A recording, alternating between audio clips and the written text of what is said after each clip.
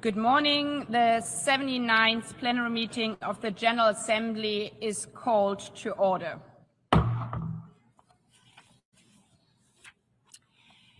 The Assembly will resume its consideration of agenda item 64, entitled Use of the Veto, to hold a debate pursuant to Resolution 76/262 of April 26, 2022, on the situation as to which the veto was cast by two permanent members at the 10,130th meeting of the Security Council on April 7, 2026, under the agenda item entitled The Situation in the Middle East.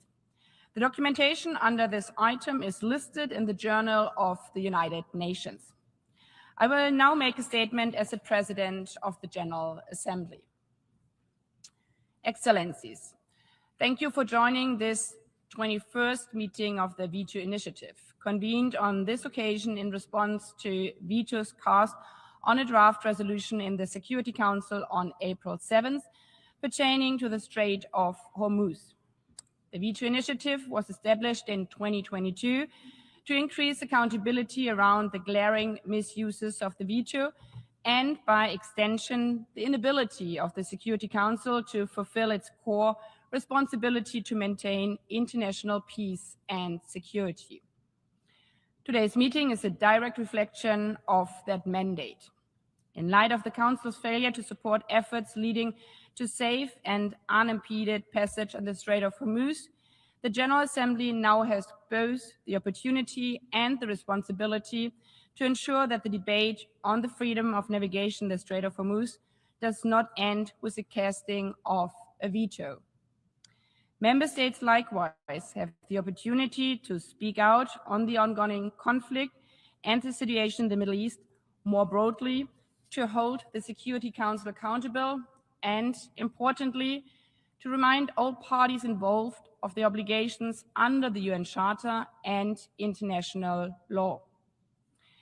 Because every resolution not passed in the name of peace and security, and every violation of international law, carries real consequences.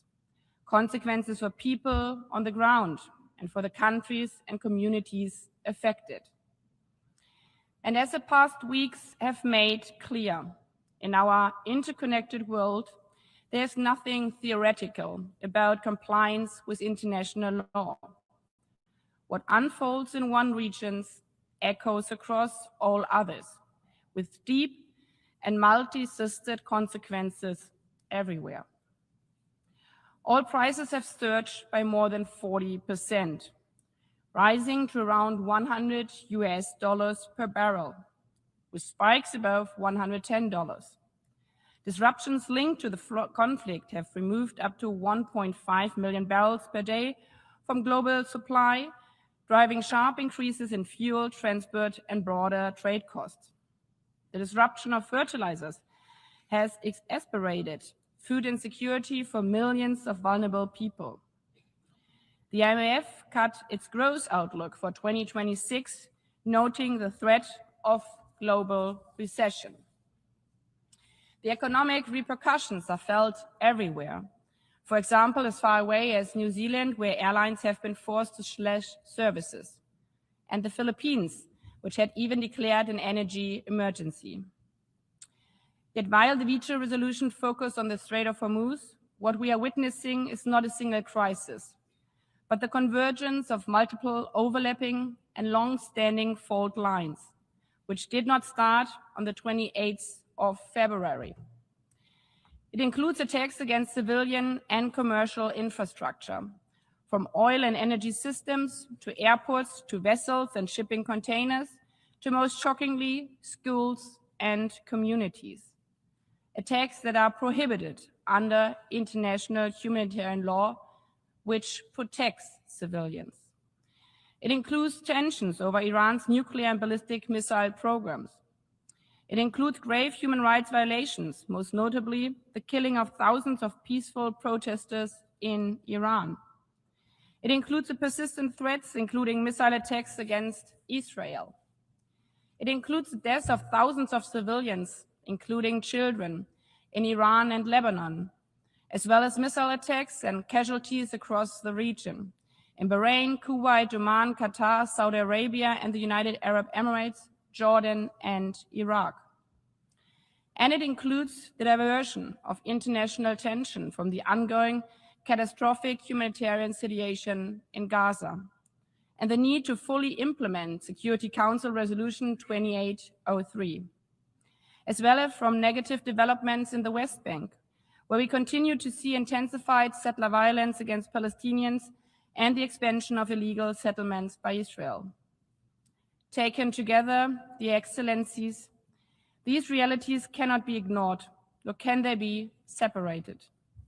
They form the broader context within which this current crisis is unfolding.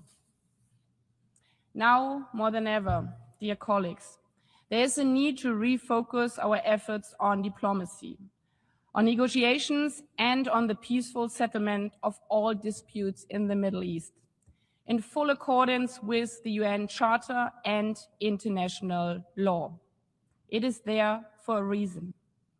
In this regard, I commend all parties who have continued to pursue diplomatic solutions, including those efforts that had helped to broker the initial ceasefire between the United States and Iran, which must be respected by all parties and extended throughout the region, including in Lebanon.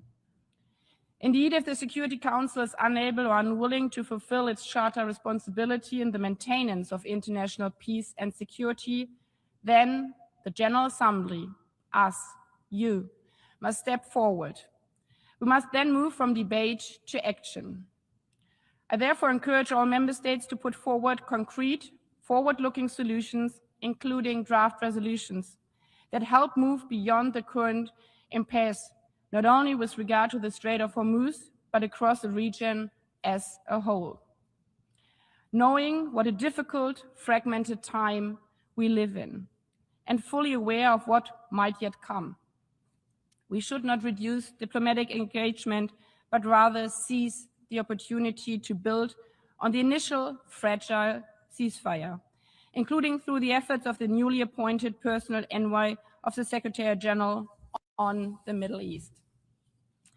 History has shown us time and again that pursuing diplomacy and upholding international law remain the only viable path to peace and security and the protection of civilians and human dignity, no matter how hard it may seem. And as I said in the beginning, in an interconnected world, it is in the interest of all of us to stand up and protect the international rules-based order, as the consequences of a crisis anywhere affect us everywhere. I thank you. Before proceeding further, I wish to recall my letter on the time management and speaking times circulated to delegations on January 6, 2026. During this debate, speakers are encouraged to adhere to the time limit of 7 minutes for statements made on behalf of a group of states and 5 minutes for delegations speaking in their national capacity. To assist delegations in managing their time, a countdown clock will be displayed on the screens. I thank you for your cooperation. As the first speaker, I now give the floor to the distinguished representative of the Russian Federation, followed by China.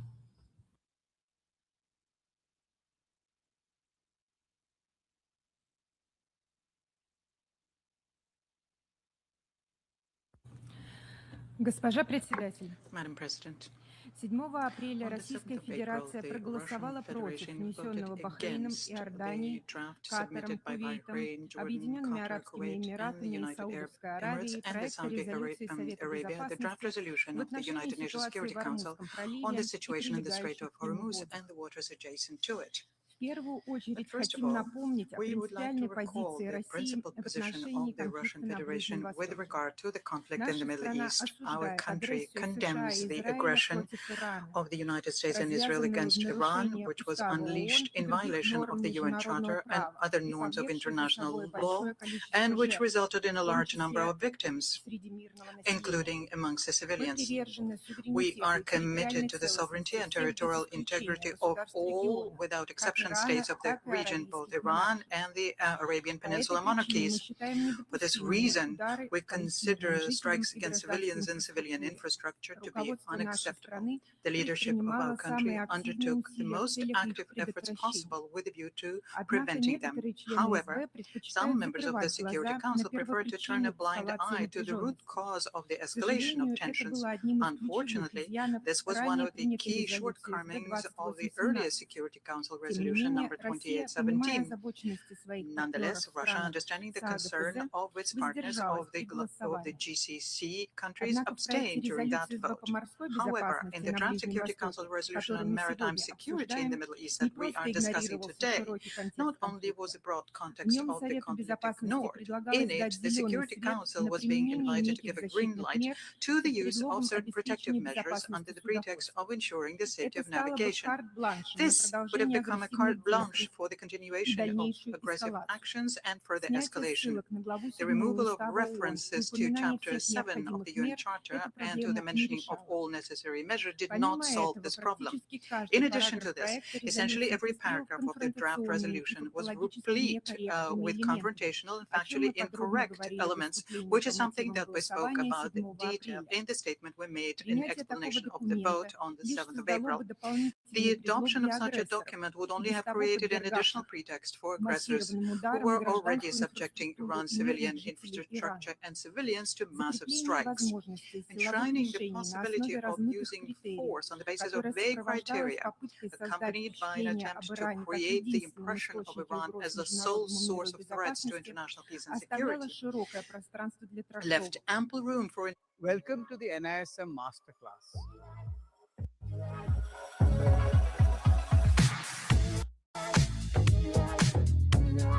People need a lot more options. Supporting innovation. Because that's such a big contribution.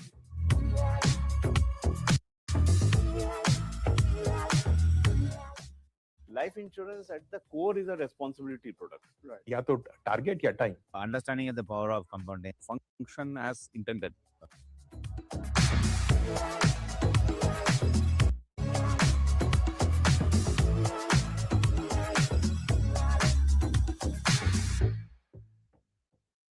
Nevertheless, decided to bring the matter to a vote. In that situation, we had no choice but to oppose its adoption. China acted in a similar manner. The events that followed did once again confirmed that our countries, as responsible permanent members of the Security Council, took the right decision. Shortly after the vote on the 7th of April, the establishment of a ceasefire regime between the United States and Iran was announced, and on the 11th of April, in Islamabad, direct talks were held between high-level American and Iranian representatives.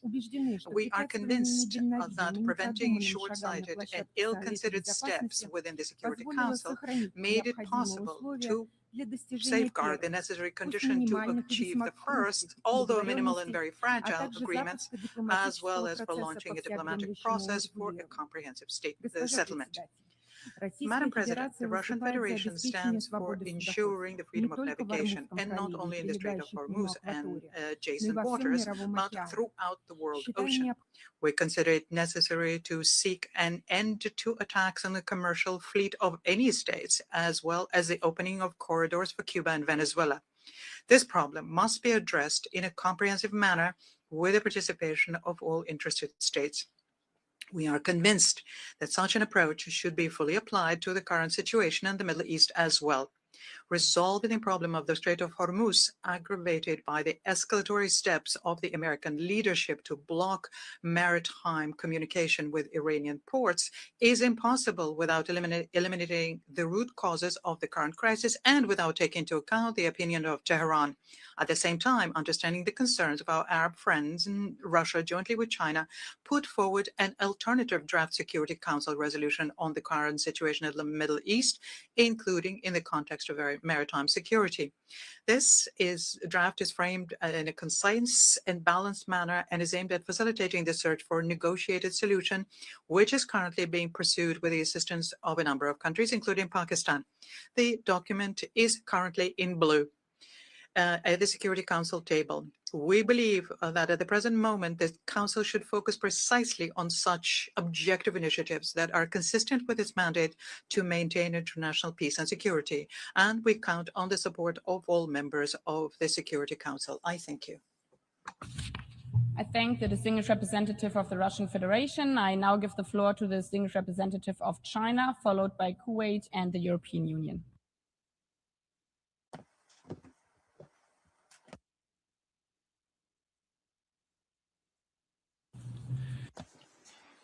Madam President, on April the 7th, China, along with Russia, voted against a draft resolution on the issue of the Strait of Hormuz at the Security Council.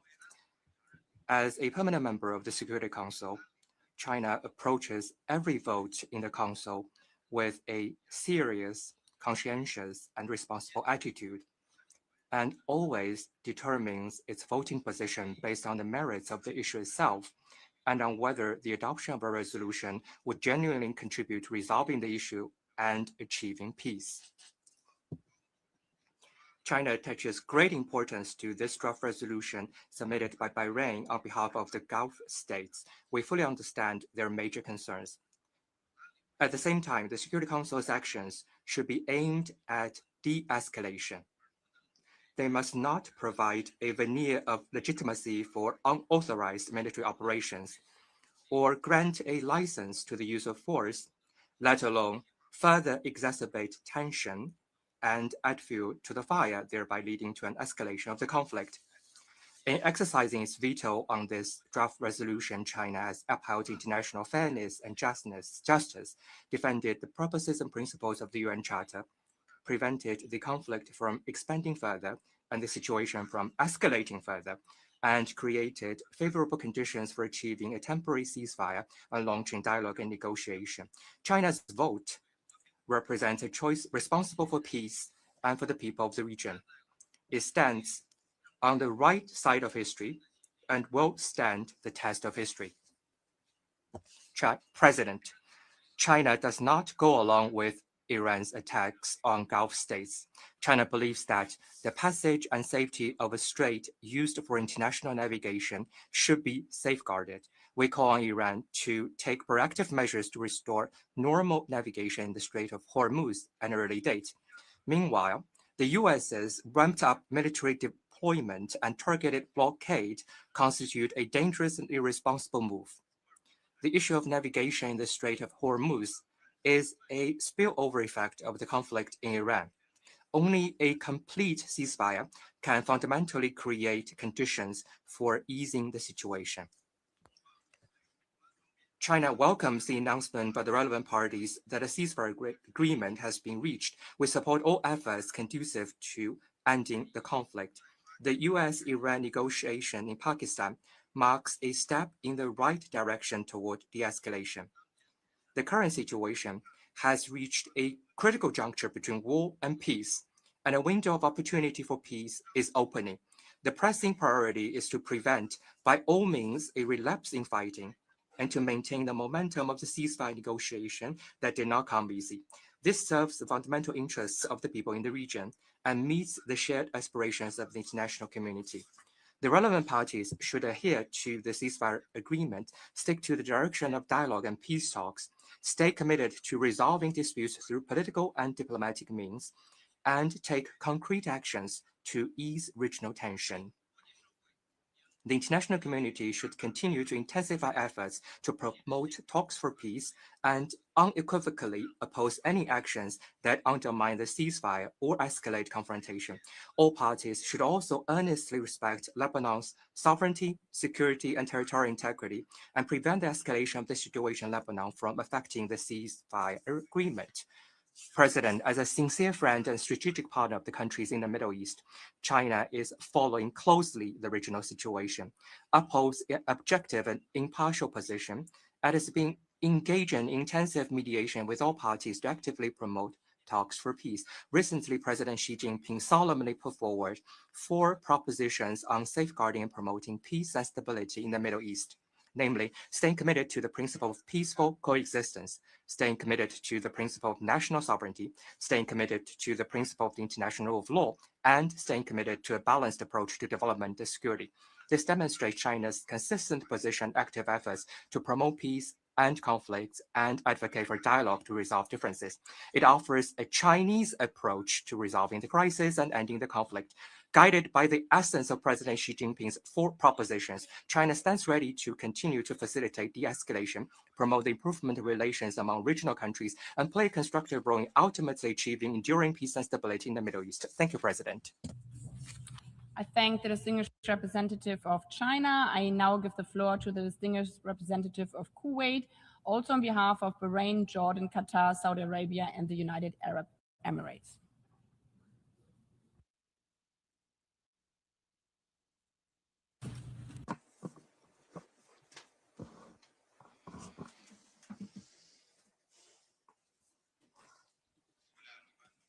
In the name of God, the merciful, the compassionate.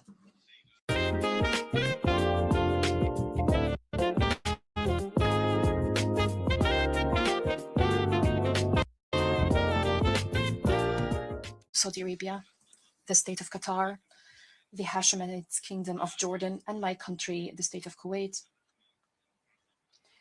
I express our appreciation for holding this meeting pursuant to General Assembly Resolution 76/262, following the initiative led by Liechtenstein with broad support from member states. This initiative reflects the commitment of the international community to transparency and accountability when the Security Council is unable to discharge its responsibilities due to the use of the veto. Madam President, the draft resolution on securing maritime navigation in the Strait of Hormuz was tabled on the 7th of April 2026 as part of a responsible and purposeful collective action aimed at addressing a clear and direct threat to international peace and security, and aimed at safeguarding the freedom of maritime navigation as a shared international interest. This endeavor reflected our country's commitment to act within relevant multilateral frameworks, foremost among them the Security Council, in order for the Council to fulfill its core responsibilities in confronting such threats and unjustified and unlawful practices that target the stability of the region and the global economy. The Kingdom of Bahrain, in its capacity as penholder, made diligent efforts during extensive consultations with members of the Security Council that lasted nearly 3 weeks to reach a balanced text that takes into account all concerns, in particular those of the countries of the region. These efforts included extensive consultations and the circulation of 6 successive versions of the draft resolution. The vote was postponed on more than one occasion in an effort to ensure the unity of the Council on this important matter. Several proposals were tabled to find common ground. Nevertheless, the Security Council was unable to discharge its responsibility and adopt the draft resolution, despite the gravity of the existing threat and its direct impact on international peace and security. Madam President, through Security Council Resolution 2817, which was co-sponsored by 136 states, the international community has adopted obligations that are not subject to sundry interpretations or selective implementation. Any failure to implement these obligations or any laxity in enforcing them encourages further violations in blatant defiance of this consensus, and this would be a real test of the credibility of the international system. The illegal measures taken by Iran in the Strait of Hormuz have constituted a direct threat to global energy security and the safety of supply chains. When international maritime routes are threatened, the entire world is affected by the repercussions. They impact the lives of millions in the region and around the world. And it is the global south that bears the greatest burden of such crises. The World Food Programme has estimated that continued disruptions could push up to 45 million additional people into acute food insecurity. This is not a new matter. This is a pattern of behavior that we have seen before. Security Council Resolution 552 of 1984 expressed international concern regarding such practices. Madam President, these attacks by the Islamic Republic of Iran have not only targeted shipping lanes, but have also affected civilian facilities and critical infrastructure in clear and blatant violation of international law and international humanitarian law, as well as the rules of freedom of navigation enshrined in the United Nations Convention on the Law of the Sea. Such practices cannot be justified under any pretext, and they are imprescriptible. Rather, they require a firm and responsible international stance. This collective action reflected a necessary response to grave developments that created a direct threat to freedom of maritime navigation and affected the safety and stability of international trade, energy markets, and the supply of food and medicine. The draft resolution also aimed to consolidate relevant principles of international law on freedom of navigation and aimed to ensure that waterways are not used as tools of pressure or extortion.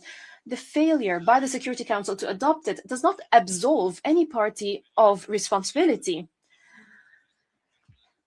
but it does send an erroneous message to the peoples of the world that threats to international waterways can occur without a firm collective response by the international body responsible for the maintenance of international peace and security. Madam President, the Gulf region is not distant from the countries of the world. Rather, it lies at the heart of the global economic stability. Its security is an integral part of the security of all states, and its stability is a cornerstone of prosperity for the world as a whole.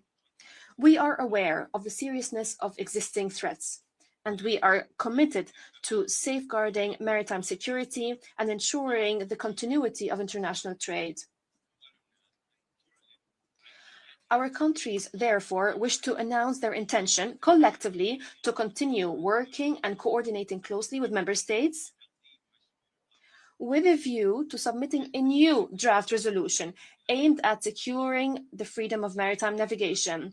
This effort will be based on a comprehensive, consultative approach that takes into account all concerns, thereby enhancing the prospects of achieving broad international consensus and reaffirming the principles of international law applicable to straits used for international navigation in order to protect freedom of navigation, safeguard maritime security, and ensure full compliance with Security Council resolutions 552 and 2817. At the same time,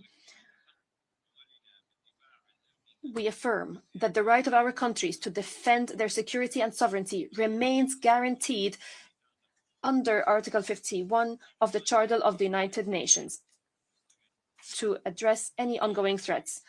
Madam President, the credibility of the international system is measured by its unity and its ability to implement its resolutions on the ground. Today, that credibility stands before a real test.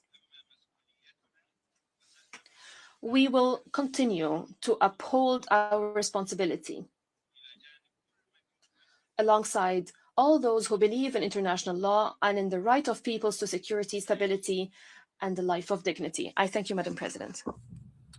I thank the distinguished representative of Kuwait on behalf of Bahrain, Jordan. पापा card ये है तेरी planning ऐसा कौन सा dad है जो अपनी बेटी के लिए ज्वेलरी नहीं लेगा? अब तो सही है, लेकिन सिर्फ गोल्ड ज्वेलरी देने से बात नहीं बनेगी ना। डायमंड ज्वेलरी के गोल्ड पे 99% ऑफ है, तो फिर ये भी देना पड़ेगा।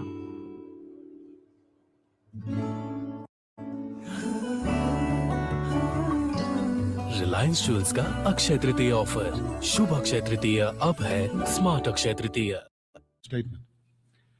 We regret that despite intense negotiations, the draft resolution proposed by Bahrain on behalf of Bahrain, Kuwait, Qatar, Saudi Arabia, the UAE and Jordan could not be adopted because of the veto exercised by two permanent members of the Security Council, the body bearing the primary responsibility for maintaining peace and security. Freedom of navigation and maritime security in the Strait of Hormuz, one of the most critical maritime routes, are essential for the stability of the Middle East, for global trade, for energy and food security, and for other critical supply chains. As we are witnessing today, disruption to its normal functioning carries far-reaching consequences as the security, economic, and humanitarian aspects of the crisis spill far beyond the Gulf region. For example, since the onset of the escalation, fertilizer prices increased by 20 to 35% in Latin America and the Caribbean, and global urea prices are up 50% just as Asia enters its rice planting season. This threatens to reduce harvest globally and could drive up to 45 million additional people, as the previous statement indicated, into acute hunger during 2026. This is a global crisis and the most significant humanitarian supply chain disruption since COVID, comparable to the shock caused by Russia's blockade of the Black Sea and the subsequent grain crisis. Any act that threatens safe and free navigation through the Strait of Hormuz is unacceptable. Maritime security, freedom of navigation, and the right of safe free passage through international straits must be respected in line with international law as reflected in the United Nations Convention on the Law of the Sea. It cannot be conditioned by individual states. The European Union welcomes the ceasefire agreed by the United States and Iran and urges for de-escalation and continued dialogue and full respect of international law by all parties, including the principles of the United Nations Charter and international humanitarian law. We commend Pakistan and other regional partners for their efforts and mediation that contributed to this positive outcome. Madam President, we welcome increased coordination among partners to ensure freedom of navigation in the Strait of Hormuz and to consider appropriate measures once the conditions are met. We also welcome the Secretary General's personal engagement in addressing this crisis, including through the appointment of Jean Arnaud as personal envoy for the Middle East, and express our full support for his mandate, as well as for the UN task force set up by, with the aim to develop mechanisms designed to meet humanitarian needs in the Strait of Hormuz. We urge all involved to fully respect the ceasefire across the region, including in Lebanon, cease all military operations, and fully ensure freedom of navigation in line with international law, with special urgency on the passage of humanitarian goods. UNSC Resolution 2817 should be fully implemented. All parties must comply with international humanitarian law and protect civilians and civilian infrastructure, UN peacekeepers, and humanitarian personnel. In this context, we further call for an urgent cessation of hostilities in Lebanon, which take a heavy toll on civilians. We hope that the first bilateral meeting in decades between Israel and Lebanon may pave the way to a lasting peace between the two countries. To conclude, Madam President, the European Union will continue to engage with partners in the region to contribute to de-escalation and regional stability. Diplomacy is key to resolving all outstanding issues. European Union's High Representative, Kallas, visited the Gulf countries last week, while the President of the European Council, Costa, concluded his visit to the Gulf region yesterday. Parties should continue engaging in good faith in efforts to reach a sustainable agreement on all areas of concern. We stand ready to contribute to all diplomatic efforts in coordination with partners to reduce tensions and to bring about a lasting solution to end the hostilities, prevent Iran from acquiring a nuclear weapon, and put an end to Iran's destabilizing activities, including its ballistic missile program. Thank you, Madam President. I thank the distinguished representative of the European Union on behalf of the EU and its member states. I now give the floor to the distinguished representative of Singapore, also on behalf of Fiji, Malta, and Jamaica.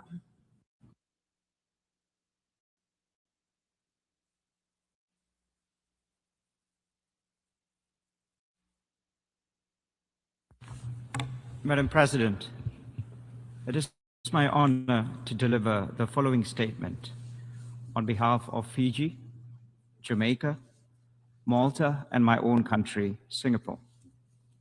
Our 4 countries contributed actively to the negotiation, drafting, and conclusion of the United Nations Convention on the Law of the Sea, or UNCLOS.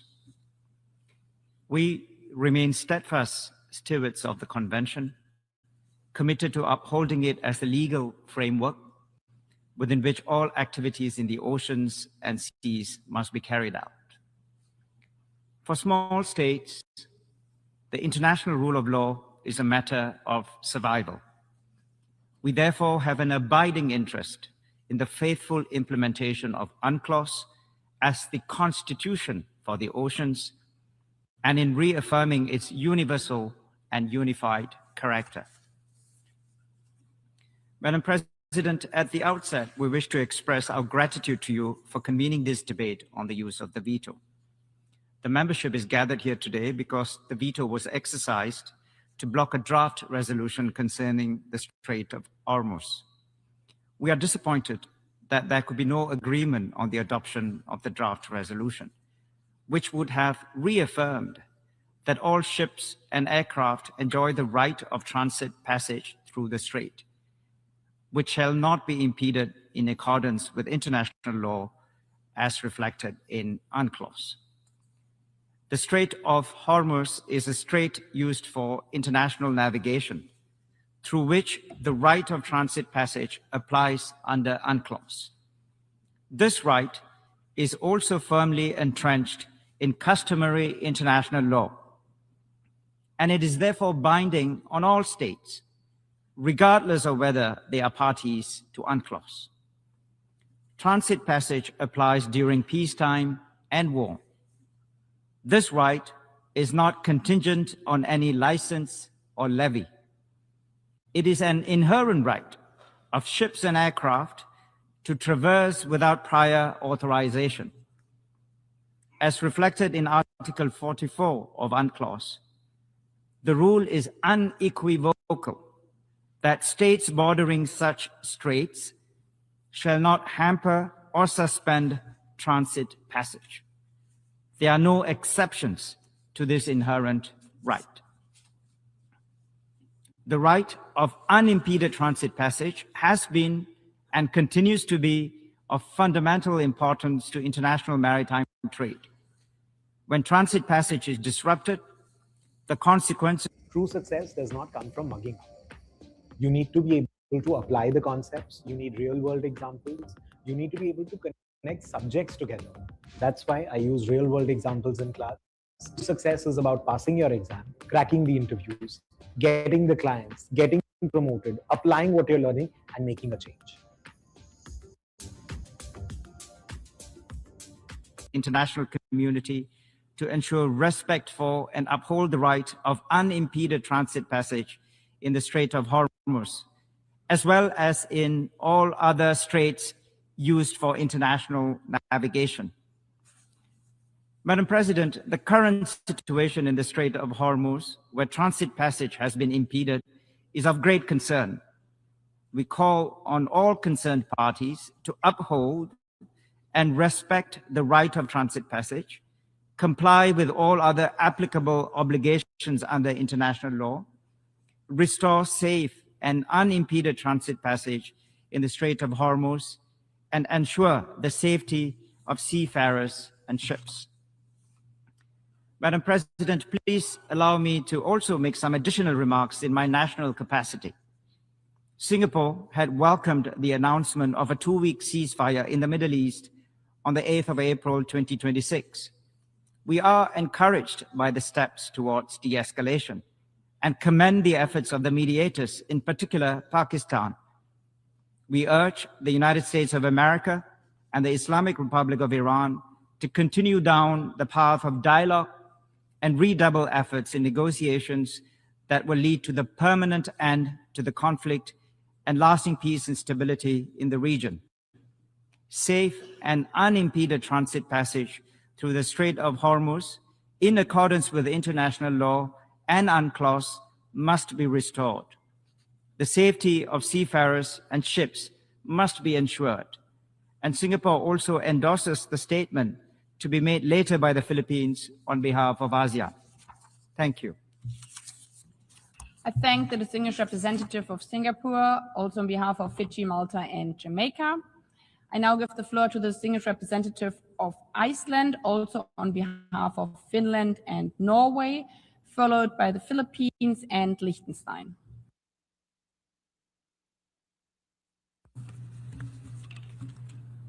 Madam President, I have the honor to speak on behalf of Finland, Norway, and my own country, Iceland.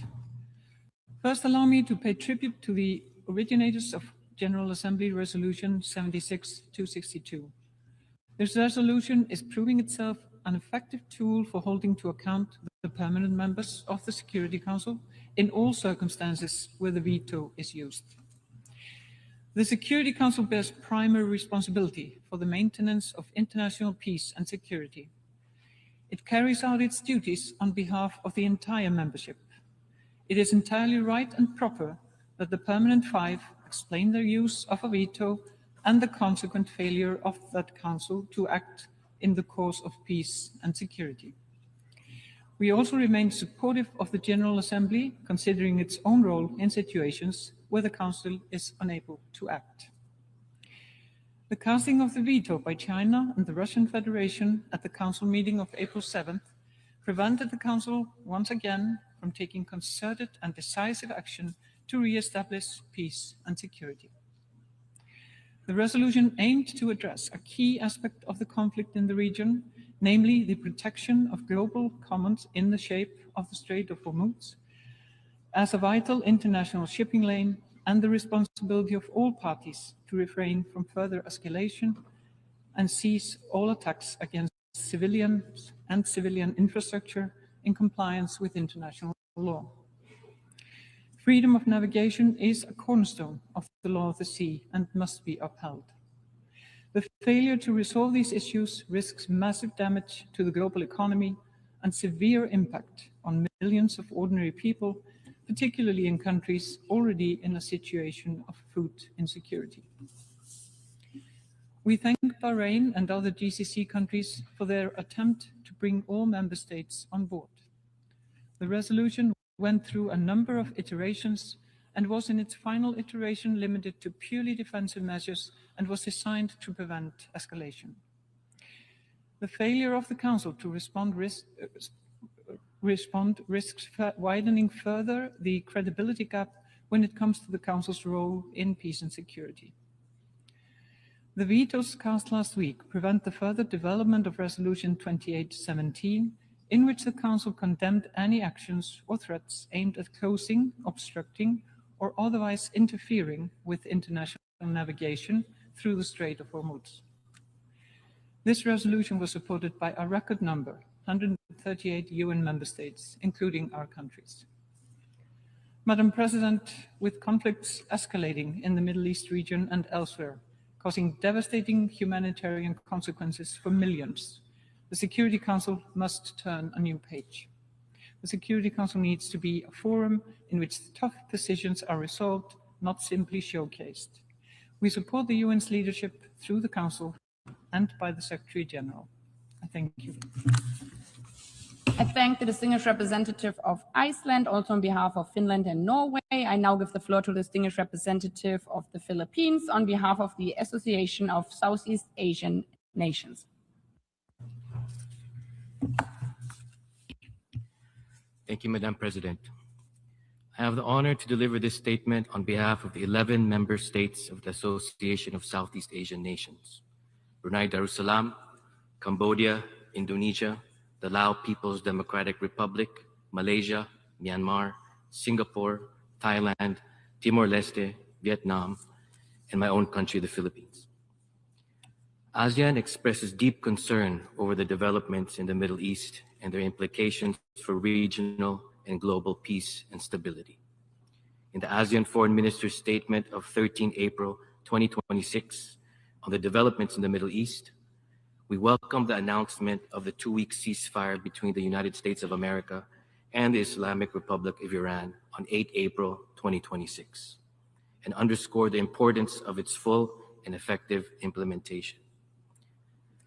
We reaffirm the importance of maintaining maritime safety and security and upholding freedom of navigation in and overflight above straits used for international navigation, in accordance with international law, including the 1982 UN Convention on the Law of the Sea, and the relevant standards and recommended practices by the International Civil Aviation Organization and the International Maritime Organization. In this regard, we call for the restoration of the safe, unimpeded, and continuous transit passage of vessels and aircraft in the Strait of Hormuz in line with the 1982 UN Convention on the Law of the Sea, as well as for all parties to ensure the safety of seafarers and ships in accordance with the International Convention for the Safety of Life at Sea. We urge the United States of America and the Islamic Republic of Iran to continue negotiations that will lead to the permanent end of the conflict and lasting peace and stability in the region. We commend the efforts of the Islamic Republic of Pakistan and all parties involved for the collaborative efforts in this regard. We call for the full and effective implementation of the ceasefire, aimed at preventing further suffering and loss of lives, ensuring maritime security and freedom of navigation and overflight, especially for merchant, non-combatant vessels and aircraft in accordance with the 1982 UN Convention on the Law of the Sea, minimizing disruption to the flow of energy and essential goods, and mitigating its adverse impact on global economic stability. We urge all parties involved to maintain conducive conditions for the full and effective implementation of the ceasefire, exercising utmost restraint, ceasing all hostilities, acting responsibly, avoiding any acts that may aggravate the situation, and working collectively towards a comprehensive and enduring resolution in accordance with international law, the United Nations Charter, and relevant UN Security Council resolutions. We underscore the importance of maintaining regional peace, stability, and prosperity, upholding international law, and promoting earnest dialogue and diplomacy as the primary means of addressing conflicts and tensions, including the need for a complete and immediate cessation of hostilities across all fronts in the Middle East. We further reaffirm the obligations of all states to resolve their differences through peaceful means, to respect the sovereignty and territorial integrity of all nations, to protect civilians and civilian infrastructure in armed conflicts, and to ensure the safety and security of UN peacekeepers and humanitarian personnel in line with international law, the UN Charter, and relevant UN Security Council resolutions. I thank you, Madam President. I thank the distinguished representative of the Philippines on behalf of the Association of Southeast Asian Nations. I now give the floor to the distinguished representative of Liechtenstein, recalling the time limit of statements for delegations speaking in their national capacity of 5 minutes, followed by Egypt and Japan. Morning, Madam President. Thank you for convening this assembly in a timely manner after the casting of a veto by the Russian Federation and China on draft resolution 2026/273 proposed by Bahrain on behalf of a group of states in the Security Council. We appreciate the production of a special report by the Council and the presence of both vetoing states at today's meeting, both of which are in line with the provisions of Resolution 76262, otherwise known as the Veto Initiative. We look forward to receiving a summary of today's meeting to be sent to the Council for their reflection in line with Resolution 79327. Madam President, the situation regarding the Strait of Hormuz is of significant concern across the world, not simply because of the armed conflict that has led to the situation in and around the strait, but because of the consequences for global shipping and for the transit of vital energy supplies, foodstuffs, and fertilizers, and the massive impact on the global economy. The conflict is making life unaffordable for many and will undoubtedly leave the most vulnerable hungry. We appreciated the initiative to bring a resolution addressing the situation in the interests of populations the world over, indeed, of all of us. We also appreciate the efforts by the drafters to listen to Council members with concerns over the text, while this has unfortunately not resulted in a resolution that was able to be adopted by the Council. It is important that measures taken by the Council are commensurate with the threats they are meant to address, including through appropriate temporal and geographical limitations. We also note in this context that the draft did contain some ambiguity, in particular with respect to the chapter under which the Council is deriving its legal authority for the measures contained in the text. A more general problem with respect to the drafting of Council resolutions. We encourage all drafters of such texts to specify under which chapter they intend the Council to act. Madam President, today we find ourselves in a different situation to when the draft was vetoed. Liechtenstein thanks Pakistan and all other states who have worked towards the ceasefire deal between the United States and the Islamic Republic of Iran and urges for its full and complete implementation and the conclusion of a lasting peace agreement.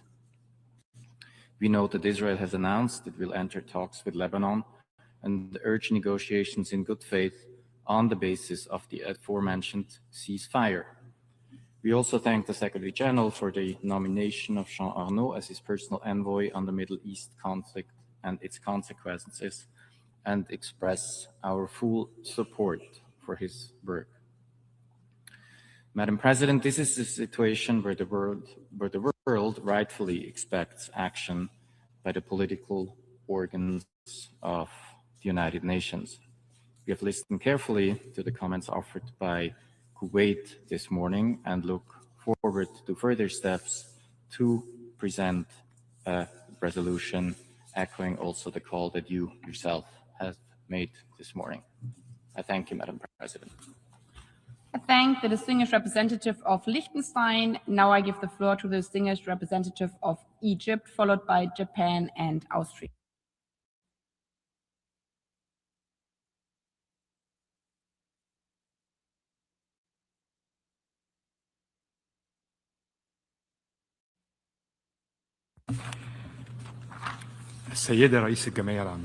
Madam President of the General Assembly, since the very first day of the conflict in the Middle East and the Arabian Gulf, Egypt has expressed deep concern regarding the dangerous military escalation in the region.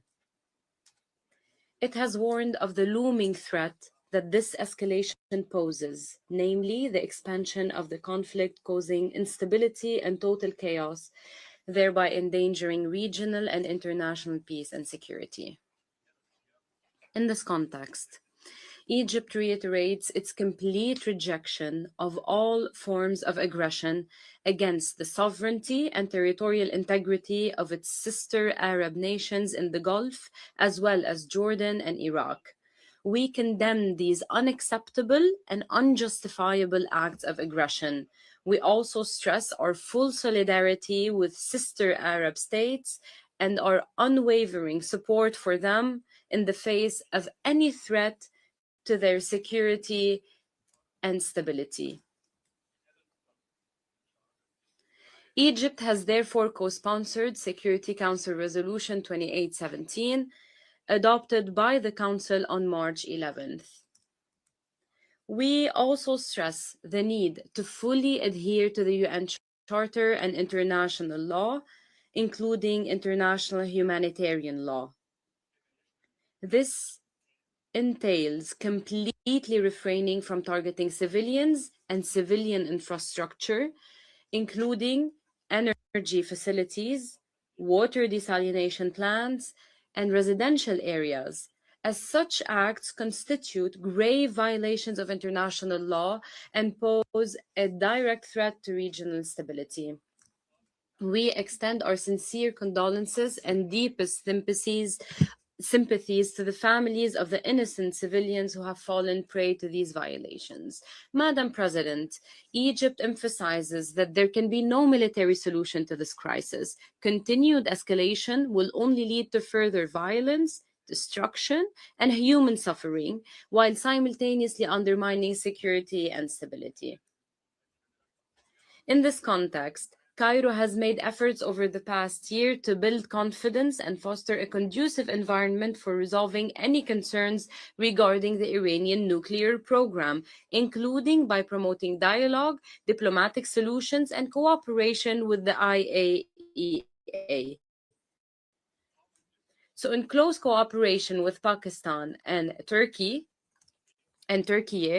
Egypt engaged in intensive consultations with various regional and international parties throughout the war to ensure de-escalation and prevent the situation from reaching a point of no return, ultimately paving the way for a ceasefire and a comprehensive, sustainable settlement. In the same vein, Egypt welcomes the initial steps taken by the Secretary General to revitalize the United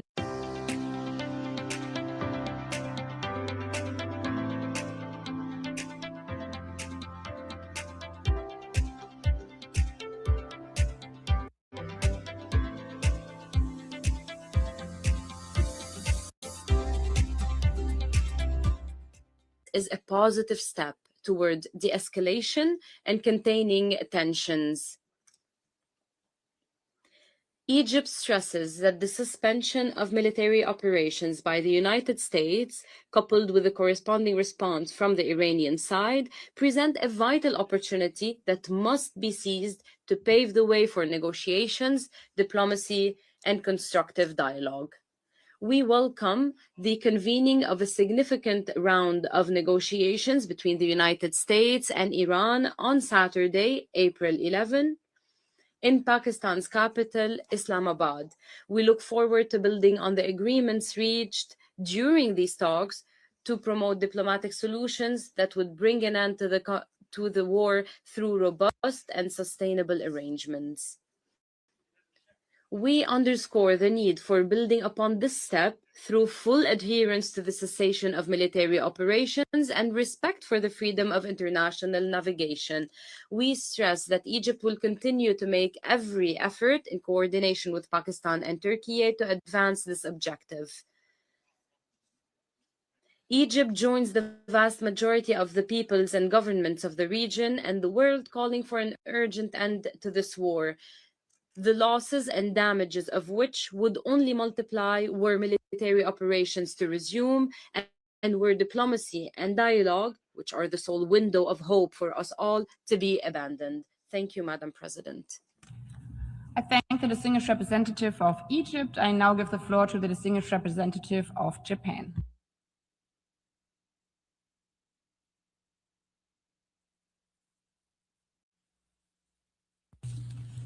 Thank you, Madam President.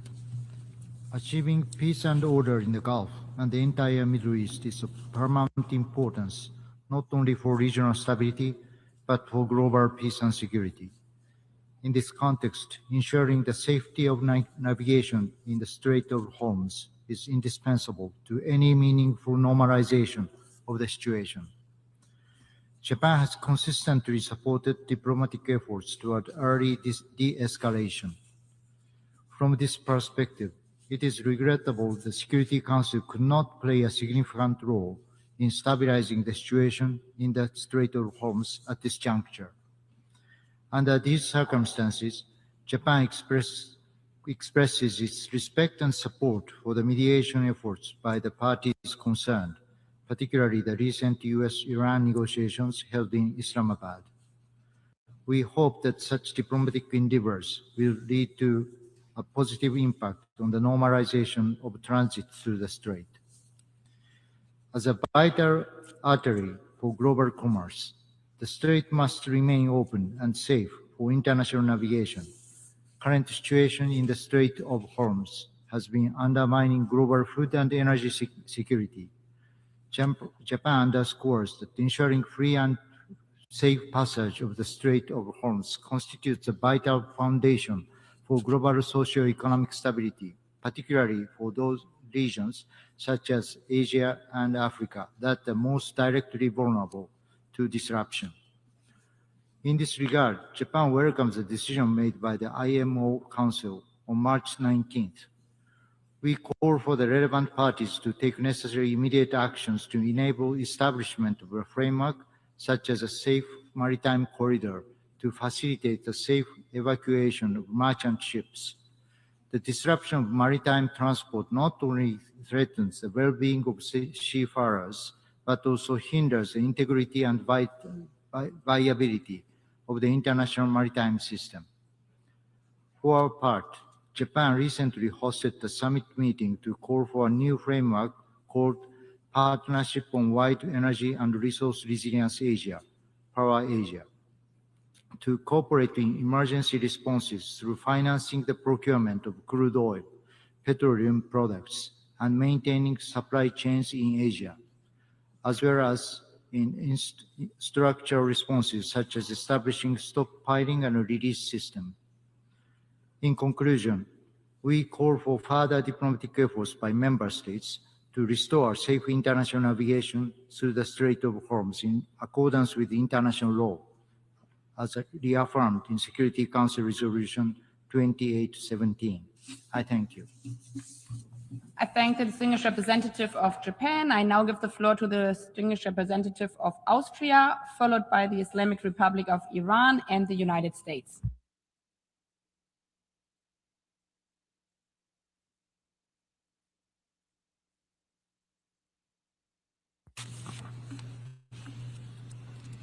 Madam President, Excellencies, colleagues, we gather here today because once again Council action was blocked by the exercise of the veto by 2 permanent members of the United Nations Security Council. Austria regrets that a matter of profound global consequence went unanswered by the Council. Colleagues, even as a landlocked country, Austria is acutely aware of the importance of maritime security and respect for the rule of law at sea. The legal situation is crystal clear. As a strait used for international navigation and connecting 2 parts of the high seas, all ships enjoy the right to continuous and expeditious passage through the Strait of Hormuz, according to Article 38 of UNCLOS, and also according to customary international law. This right cannot be suspended unilaterally and continues to apply in times of armed conflict. The unilateral blockade of or restrictions to freedom of navigation in the Strait of Hormuz have severe consequences for food and energy security across the world, as many have said before. This threatens to destabilize the global economy, and it risks pushing the most vulnerable countries to the brink of famine. Millions will suffer if this situation remains unaddressed. Madam President, any unilateral actions restricting the freedom of navigation in the Strait of Hormuz or other international straits are therefore completely unacceptable. Austria strongly calls for the freedom of navigation through the Strait of Hormuz to be swiftly restored. We welcome the Secretary General's initiative on fertilizer exports as a pragmatic first step. But let us be clear, we welcome it, but pragmatic workarounds are not a substitute for the rule of law. Iran's international obligations remain untouched by such an initiative. Colleagues, let me speak plainly about the wider situation. Iran must never acquire a nuclear weapon.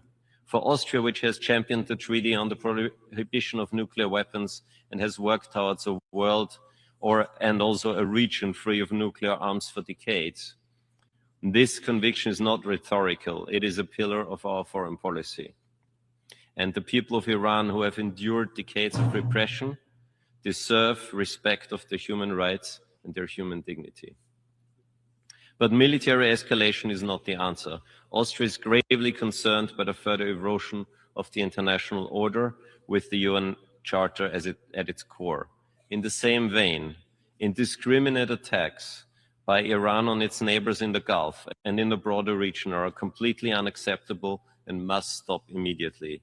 This was also expressed by Austria's Foreign Minister Beate Meindl-Reisinger upon her visit to Riyadh only last week.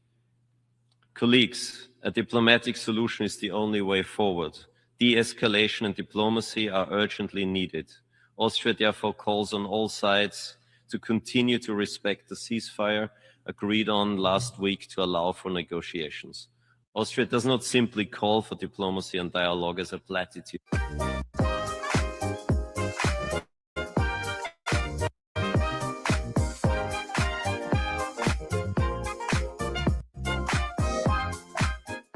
Conflict. We're grateful to Pakistan and others for their tireless efforts in Islamabad.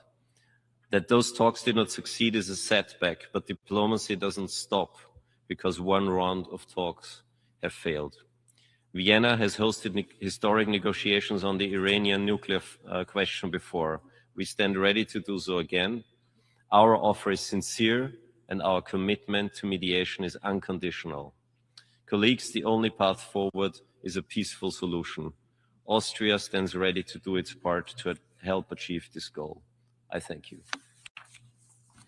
I thank the distinguished representative of Austria. I now give the floor to the distinguished representative of the Islamic Republic of Iran, followed as a new speaking order by Denmark and New Zealand.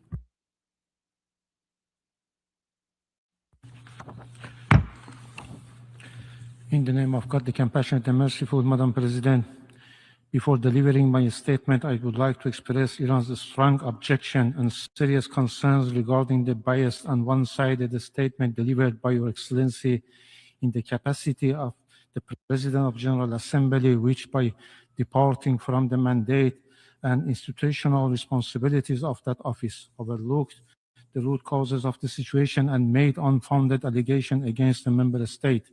It is a well-established principle grounded in the spirit of the Charter of the United Nations and the rule of procedures of the General Assembly that the holder of this office must exercise a strict impartiality and refrain from adopting positions that could compromise the neutrality and credibility of the General Assembly. Madam President, the vetoes cast by China and Russia were timely, justified, and necessary. During the Council meeting, my delegation made clear that the text was one-sided and ignored the root causes of the crisis, the illegal and savage war of aggression by the United States and Israel against Iran on 28 February. Its adoption would have set a dangerous precedent, eroding the sovereign rights of the coastal states, undermining the UN Charter, and increasing the risk of escalation. Madam President, recent U.S. unlawful actions, including efforts to impose a naval blockade in the Strait of Hormuz, further demonstrate the flawed logic behind the draft. These unlawful measures escalate tensions and threaten both maritime security and international trade. Against this backdrop, I wish to mark the following points. First, the Islamic Republic of Iran, as a responsible state committed to the United Nations Charter and the international law, has consistently upheld freedom of navigation and maritime security in the Persian Gulf, the Strait of Hormuz, and the Gulf of Oman. For decades, Iran has fulfilled its responsibilities in good faith as a coastal state of the Strait of Hormuz, ensuring security and safeguarding freedom of navigation. Iran, in accordance with international law, has implemented necessary and precautionary measures to ensure the safety and security of navigation through the Strait of Hormuz. These measures are designed to facilitate the continuous and safe passage of vessels while preventing the exploitation of this waterway for hostile or military purposes by aggressors and their affiliates. Second, the imposition of the maritime blockade announced by the United States constitutes a grave violation of the sovereignty and territorial integrity of Iran. This unlawful action is a flagrant breach of the prohibition on the threat or use of force enshrined in Article 2 and constitutes a clear act of aggression under international law. By seeking to obstruct maritime traffic and from Iranian ports, the United States unlawfully interferes with the exercise of sovereign rights of the Islamic Republic of Iran and infringe upon the rights of the third states on lawful maritime commerce under international law. The United States must bear full responsibility for this internationality wrongful act for any consequences arising therefrom, including the impact on the regional and international peace and security. The realization of principles of freedom of navigation and maritime safety in the Persian Gulf and the Sea of Oman, particularly in the Strait of Hormuz, which lies within the territorial seas of its coastal states, is only possible through full respect for the sovereignty and sovereign rights of those coastal states. As such, sustainable stability in the Strait of Hormuz and in the region can only be achieved through the cessation of aggression and the full respect for Iran's legitimate right and interest. Third, over the past 40 days of the United States and Israeli regime war of aggression against Iran, the aggressors have crossed every legal, moral, and humanitarian boundary. They have violated international humanitarian law and committed war crimes by deliberately and indiscriminately targeting civilian infrastructure, including residential areas, schools, hospitals, healthcare facilities, airports, sport facilities, and cultural and historical sites. Furthermore, the United States utilized military bases and facilitate located in the countries of the Persian Gulf region. Evidence indicates that military movement and operational preparation were underway at these bases for the planning, preparation, equipping, and execution of unlawful military attacks against the Islamic Republic of Iran, despite Iran's prior warning that such unlawful action were being planned. Iran has formally reported this development with supporting documentation to the Security Council and the Secretary General. Fourth, Iran welcomes and supports any diplomatic affairs and credible initiative capable to bringing about the sustainable end to this unlawful and unwarranted war, including all genuine affairs through Pakistan, Turkey, Egypt, and the Kingdom of the Saudi Arabia, as well as affairs by China and Russia. Any viable solution must ensure a definitive and irreversible end to the aggression and establish a just and durable peace grounded in the credible and verifiable guarantee against any recurrence. In this regard, we wish to express our sincere appreciation for the staff for the constructive mediation and for hosting these important negotiations. Despite our deep mistrust of the United States stemming from its repeated betrayal of diplomacy, we nevertheless entered the negotiation in good faith and remain cautiously optimistic. We believe that should the United States adopt a rational and constructive approach and refrain from advancing demands that are inconsistent with the international law, this negotiation can lead to a meaningful peaceful outcome. And finally, we categorically reject an unfounded and politically motivated allegation against my country made in this meeting. These claims lack any legal basis and serve only to divert attention from the realities on the ground, namely the illegal and savage war launched by the United States and Israeli regime against Iran.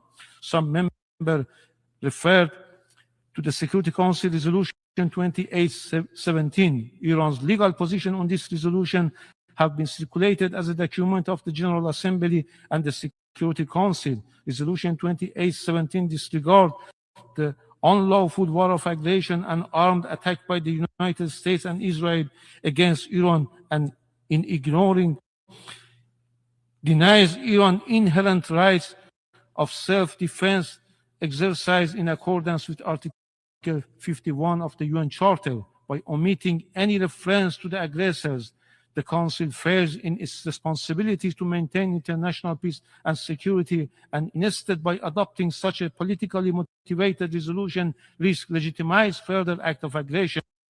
It should be recalled that under international law, the Security Council is bound to exercise its authority in full conformity with purposes and principles of the Charter of the United Nations. Any departure from these fundamental principles undermine the legal validity and moral authority of this decision. I thank you. I thank the distinguished representative of the Islamic Republic of Iran. I now give the floor to the distinguished representative of Denmark, followed by New Zealand and Australia.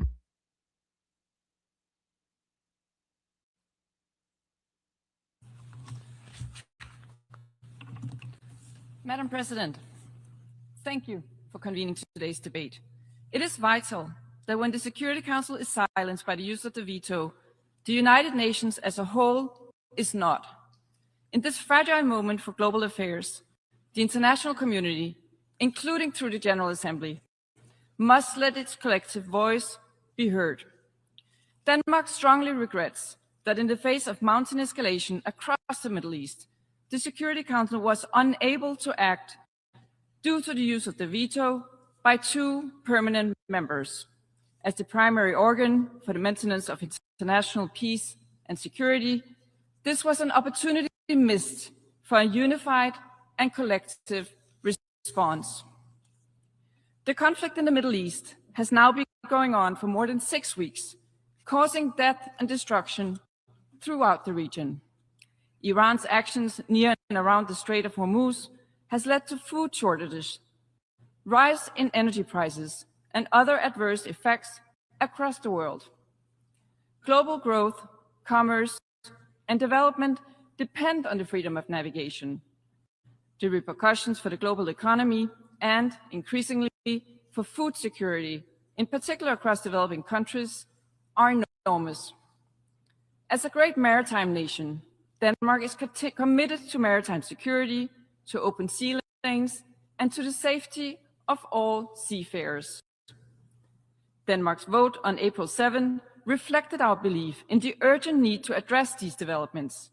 We regret that the Council was not able to come together and present a joint solution. Madam President, we welcome the 2-week ceasefire between the United States and Iran and thank Pakistan and all parties involved for facilitating this important agreement. Denmark welcomes all diplomatic efforts to reduce tensions and find a negotiated settlement. A lasting ceasefire is an essential step towards a swift and permanent end to this war. All efforts and negotiations must be resumed in good faith. This conflict, however, is not confined to Iran or its neighbors across the Gulf. This situation in Lebanon, in particular, also risks spiraling out of control and puts at risk the current regional de-escalation. Denmark calls for the inclusion of Lebanon in regional de-escalation efforts and urges all parties to work toward a lasting political solution. It is crucial to protect civilian populations and critical infrastructure across the region. De-escalation and respect for international law, including international humanitarian law, remain as important as ever. These international rules were agreed upon after brutal lessons learned from war and devastation. All parties must keep these lessons in mind and abide by these important legal guardrails. Madam President, many aspects of this conflict have sent shockwaves across the globe. This is particularly true for the closure of the Strait of Hormuz, caused by Iran's actions. This closure is not only a disruption, but a dangerous escalation measured in lives and livelihoods lost. It is vital to ensure freedom of navigation in the Strait of Hormuz. Denmark stands ready with our international partners to contribute to this end. We thank the United Kingdom and France for their efforts to advance this vital work. Madam President, in closing, in today's interconnected world, conflict is rarely, if ever, contained to where it began. Its effects ripple across the globe, impacting countries and sectors seemingly far removed. This is the reality we're facing in the Middle East. This too must be the lens through which we find our solutions. We call on all parties to respect Security Council Resolution 2817, and we urge all to respect and abide by the Council's decisions. Denmark remains committed to safeguarding peace, security, and stability in the Middle East. Thank you. I thank the distinguished representative of Denmark. I now give the floor to the distinguished representative of New Zealand.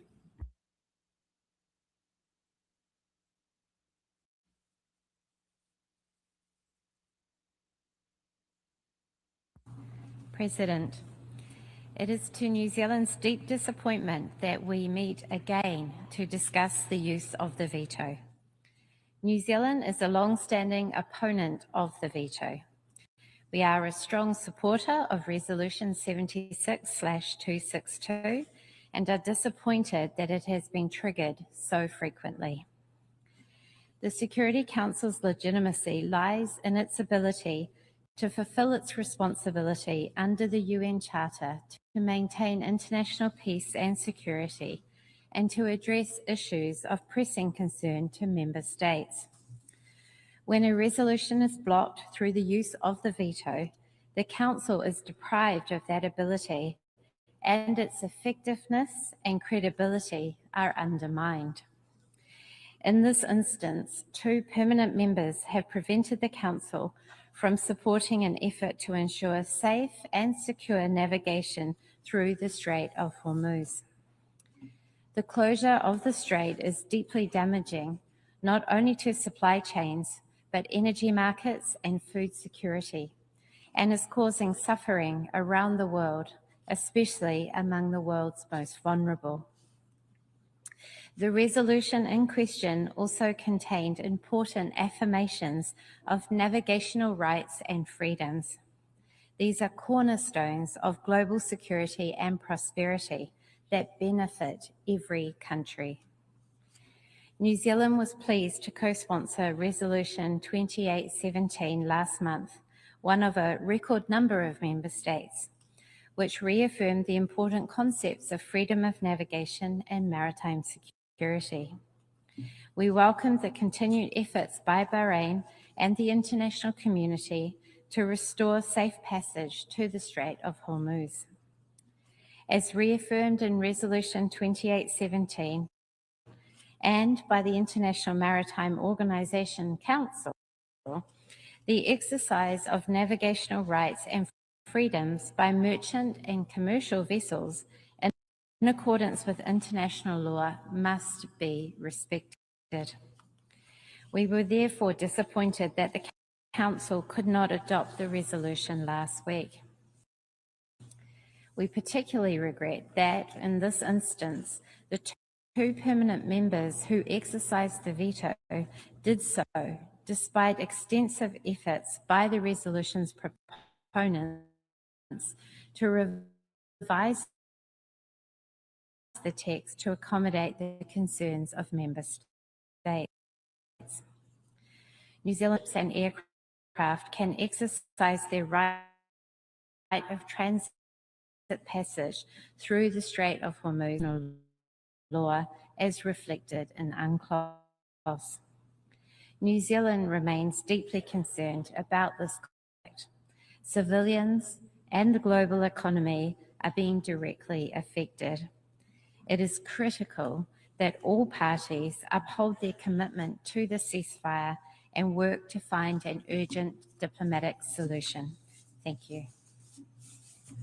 I thank the distinguished representative of New Zealand. I now give the floor to the distinguished representative of Australia, followed by Vietnam and Ireland.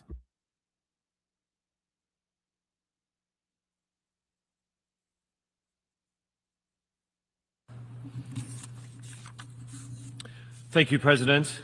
Australia commends Bahrain and our Gulf partners for their efforts in the Security Council to ensure respect for navigational rights and freedoms in the Strait of Hormuz. We're disappointed that vetoes were exercised last week. Navigational rights and freedoms matter for all states. All states benefit from an open Strait of Hormuz and a safe and predictable environment for global supply chains. That's why Australia is participating in discussions on multinational diplomatic efforts to support navigational rights and freedoms.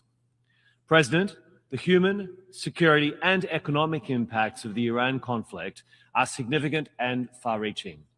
We condemn the indiscriminate attacks inflicted by Iran and its proxies across the Middle East, including against civilians, civilian infrastructure, and commercial vessels.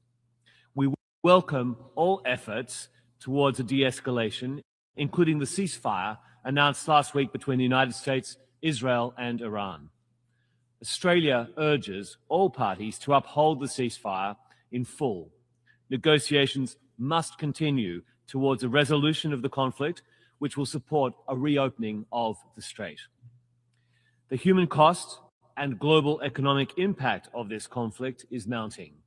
The warnings, including this week from the IMF, are dire. We are seeing unprecedented shocks to global energy, fertilizer, and petrochemical supplies, with immediate and long-lasting consequences reverberating around the world. In our region, Pacific Island countries are uniquely exposed to price volatility, supply chain disruptions, and fuel shortages. More broadly, the World Food Programme has warned that Iran's actions in the Strait could push a further 45 million people into extreme hunger by June. The world's most vulnerable are most at risk. President, the expansion of the conflict into Lebanon, the loss of life, and the displacement of more than 1.2 million civilians is deeply distressing. The ceasefire must be extended to Lebanon to prevent further loss of life and to give parties the space needed to negotiate a lasting settlement. President, Australia repeats its call for all parties across the region to uphold international humanitarian law and for civilians to be protected and to cease any attacks that deliberately threaten the safety and security of humanitarian personnel. Thank you. I thank the distinguished representative of Australia. I now give the floor to the distinguished representative of Vietnam.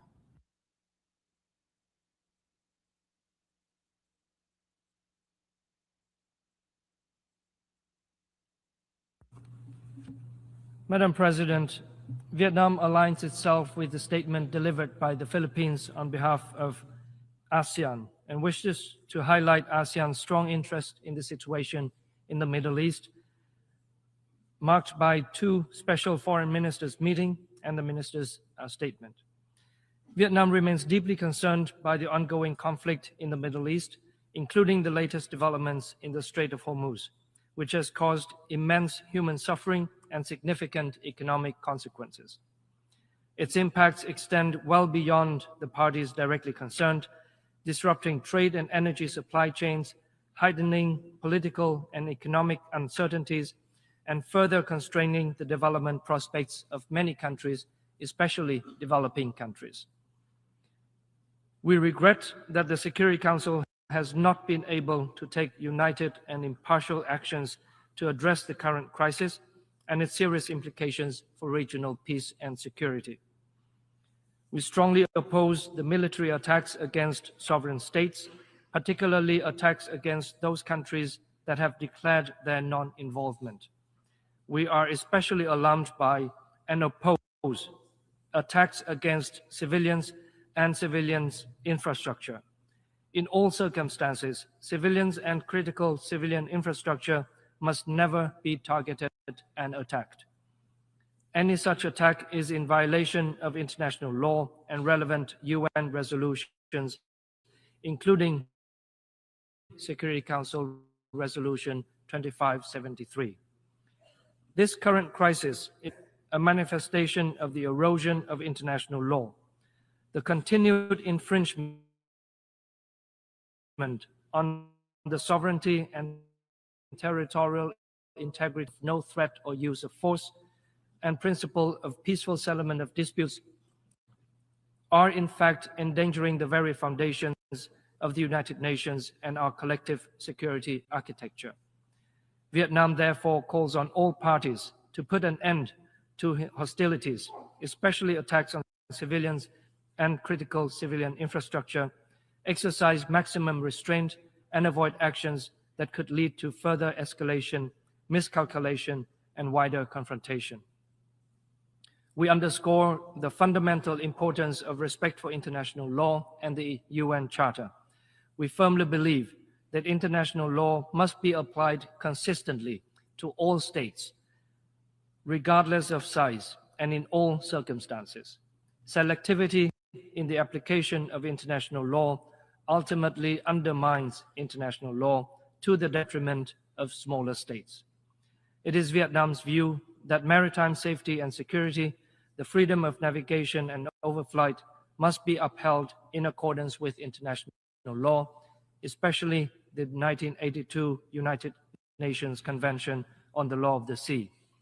This is essential not only for the stability in the Middle East, particularly the Strait of Hormuz, but also for safeguarding the flow of energy and essential goods and preserving global economic stability. Finally, Madam President, the current crisis in the Middle East reminds us once again that only dialogue conducted in good faith and supported by genuine political will can pave the way toward lasting peace.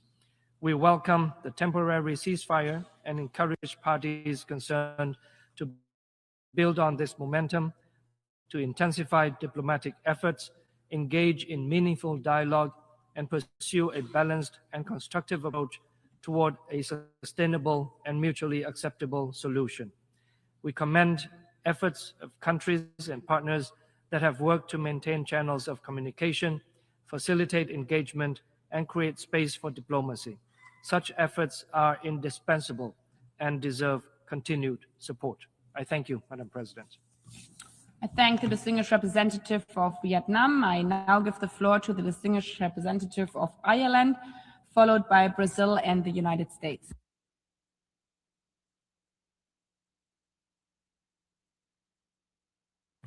President, Ireland aligns itself with the statement of the European Union.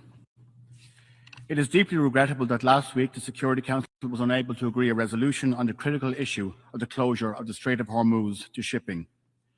We would like to acknowledge the efforts undertaken by Bahrain to reach consensus on this important matter. We remain deeply concerned about the situation in the Middle East, including the continued restrictions on lawful transit passage and the freedom of navigation near and in the Strait of Hormuz. The critical importance of the strait has been clearly demonstrated in recent weeks.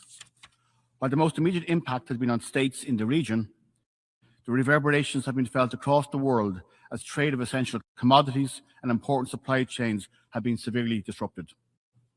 This disruption has a direct humanitarian, security, and economic impact across the globe.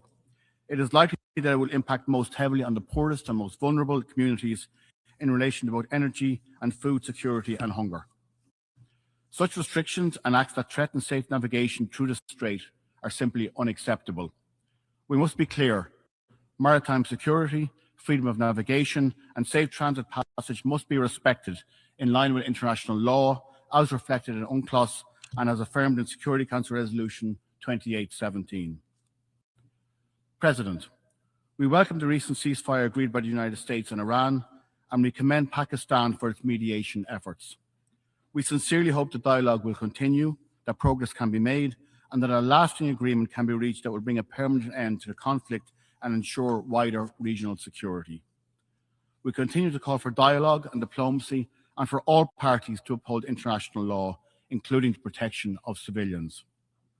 We remain deeply concerned about the broader humanitarian and security situation in the Middle East. The situation in Lebanon is particularly concerning. We deeply regret that Israel has not extended a ceasefire to Lebanon. We have been clear in our condemnation of both Hezbollah's attacks on Israel and Israel's wholly disproportionate response. We urge Israel to halt its military operations and to allow the Lebanese armed forces to assert their role in providing security for Lebanon and the Lebanese people. We welcome the stridently condemn all attacks against UNIFIL personnel. Finally, we must note our grave concern about the dire humanitarian situation in Gaza. We call on Israel to immediately remove restrictions on aid access and facilitate essential supplies and services to reach people across the Gaza Strip. We are also concerned about the situation in the West Bank, with continuing settlement activity and settler violence against Palestinian communities. Ordinary civilians continue to suffer the consequences of conflict and instability we face. We continue to believe that the UN and the multilateral system is fundamental to the delivery of peace and security for the Middle East. We hope that the Security Council will return to this matter in due course and provide the impetus for peace, lasting peace across the region. I thank you. I thank the distinguished representative of Ireland. I now give the floor to the distinguished representative of Brazil.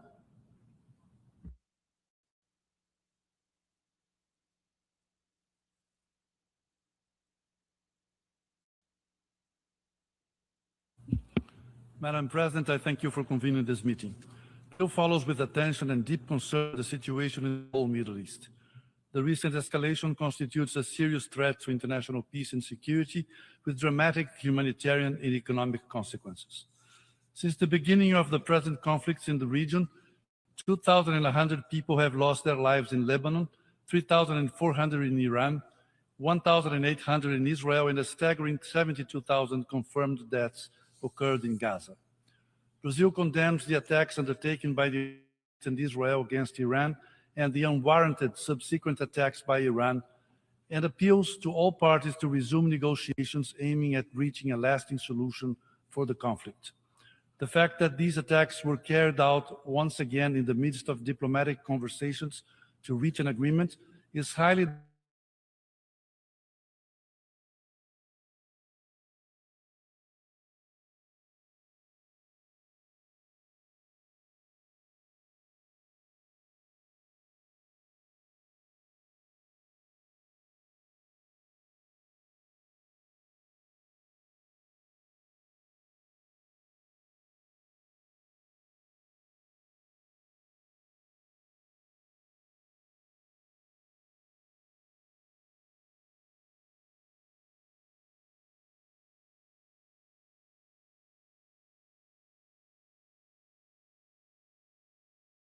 reactions that resulted in civilian actions are must humanitarian.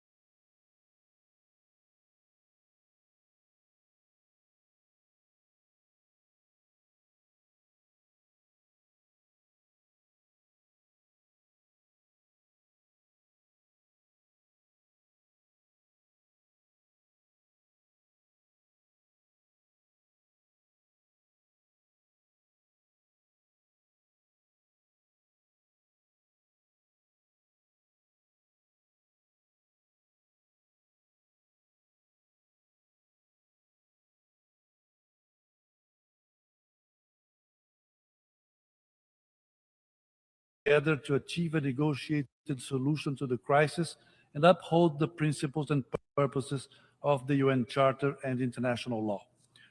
We reiterate our support for the efforts of regional actors and other relevant partners, including Pakistan, Saudi Arabia, Egypt, and Turkey, aimed at promoting de-escalation, dialogue, and diplomatic solutions.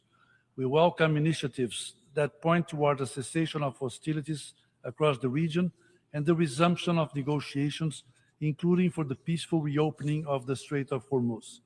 We urge all parties to engage in diplomatic efforts and negotiations in good faith to put an end to the ongoing conflicts. Dialogue remains the only viable path to building a sustainable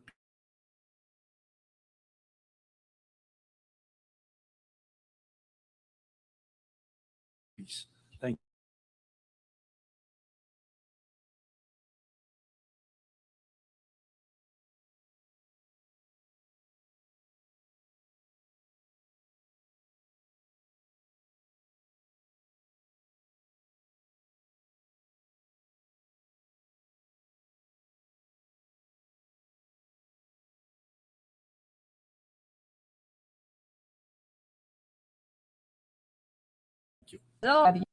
And the American people have been very clear. We stand with, and we have stood with, Bahrain and the rest of the people of the Gulf and our allies in the Middle East during this time of reckoning. Unfortunately, Russia and China have chosen to oppose them, even as Iranian missiles rained down on Gulf cities and civilian infrastructure. Colleagues, the decision of Russia and China to veto a draft resolution that sought to protect freedom of navigation and maritime security in and around the Strait of Hormuz was truly unfortunate. They deliberately chose to turn a blind eye, and worse, chose to permit Iran's attacks on its neighbors, its terror against its own people, and its death grip that it's attempting to place on the global economy. The Council resolution submitted by the Kingdom of Bahrain last week was not unreasonable. They engaged every country on the Security Council. They took their input and their thoughts and reflections on board. It was a simple resolution drafted by and for the region that Iran must stop attacking civilian shipping and the neighboring states in the Gulf and stop threatening its neighbors and stop threatening the freedom of navigation in the Strait of Hormuz. Colleagues, 47 years ago, Iran took Americans hostage as its opening act of its new regime. This year, it's tried to take each of your economies hostage. We are talking about a regime that the Secretary General's own account recruits child soldiers, uses civilian infrastructures for attacks, and goads its proxies, its terrorist proxies, to use human shields on a regular basis. We are talking about a regime which has contravened dozens and dozens of UN resolutions in the last year alone. We are talking about a regime in Iran that promised no more executions and yet has averaged at least one execution per day of young protesters who simply yearn for freedom and a better life. This was after killing 40,000 of its own people in a weekend. Just weeks ago, the Security Council adopted a resolution with 136 co-sponsors, the most supported resolution in UN history, demanding that Iran cease its attacks and stop obstructing shipping, that Iran stop launching missiles and drones into hotels and ports and resorts and airports and attacking its neighbors in their civilian homes and neighborhoods. Yet instead of respecting the will of the overwhelming majority of this body, including many of you sitting right here, and supporting Bahrain and other GCC members, plus Jordan, Russia has chosen to remain, as it has over the past year, a critical supplier of military equipment to Iran, delivering combat aircraft, helicopters, armored vehicles, and other arms, many of which violate Security Council Resolution 1929, which bans arms transfers to Iran. Iran likewise has supplied Russia with hundreds of attack drones and technology for its use in Ukraine. Meanwhile, China has for years imported over 90% of Iran's illicit oil, and both countries persist in their efforts to obstruct the Security Council's work to implement the sanctions measures that were snapped back into place by an overwhelming vote in the Council last September. The measures required all member states of the United Nations to be implementing an arms embargo against Iran, banning the transfer and trade of missile technology, freezing relevant financial assets, measures designed to address the threat posed by Iran's nuclear, missile, and conventional arms programs. All of these things were snapped back into place, and the world is obligated to enforce those measures. As we've noted before, and as I noted in my opening, the world has a time for choosing. There are certainly better partners than this genocidal regime in Iran. We, the United States, have chosen to stand with our Gulf allies, both in the region and here in this body. Instead, others vetoed this resolution and have chosen to shield the world's leading state sponsor of terrorism. Madam President, colleagues, let me reiterate what I said to the Security Council last week. In the days since this draft resolution was vetoed, as critical shipments have been delayed, as fertilizer has failed to reach countries in Africa and South Asia that need it for planting season, as vulnerable populations have faced food insecurity, it is clear who chose obstruction over responsibility. As we speak, humanitarian operations are being disrupted because aid, humanitarian aid, life-saving aid, has not been able to safely transit the strait. So I want to reiterate two simple messages from the United States, from the American people, to the members of this assembly. First, the United States stands firmly with our partners in the Middle East and around the world. Second, the Strait of Hormuz, as are all straits around the world, the Strait of Gibraltar, the Bering Strait, the Straits of Malacca, as international waterways are too vital to be choked, to be mined, to be weaponized, and held hostage by the likes of the Iranian regime. Nevertheless, even in the face of Iran's attempted extortion and obstruction, we will continue to work so that food aid, fertilizer, energy, commercial goods can flow once again through this vital waterway, free from attack, threats, mining, or extortion. And let me be clear, the United States will continue to act with partners whenever possible to ensure that outcome so that the world is ultimately safer, stronger, and more prosperous. I thank you, Madam President. I thank the distinguished representative of the United States. I now give the floor to the distinguished representative of the United Kingdom.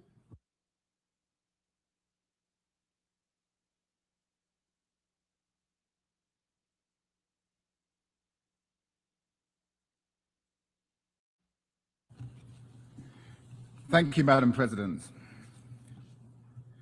The United Kingdom was grateful to Bahrain for its leadership in bringing forward this draft resolution and for its constructive, good faith efforts to build consensus across the Council on an issue of critical importance to international peace and security. We regret that the draft resolution was vetoed. Madam President, navigational rights and freedoms are a cornerstone of the global economy.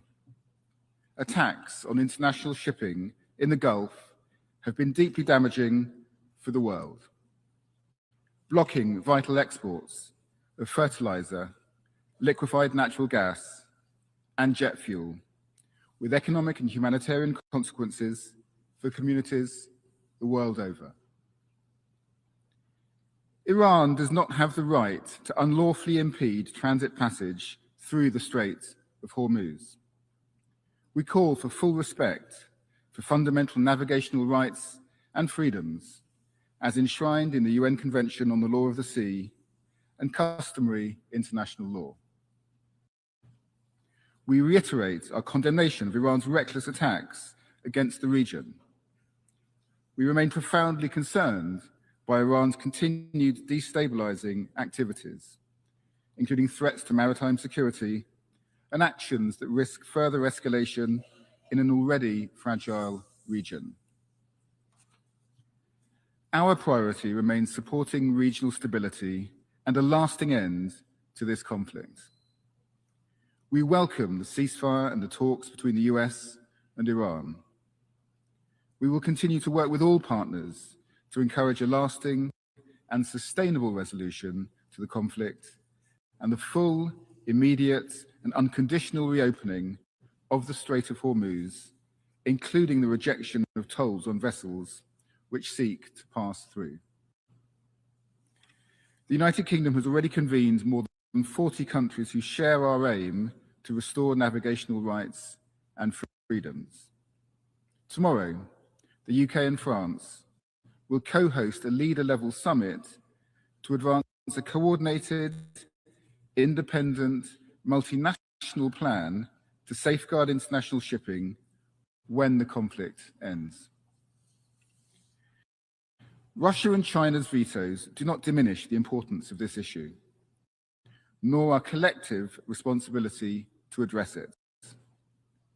We will continue to work in the Security Council and beyond to support long-term stability in the region and the maintenance of international peace and security.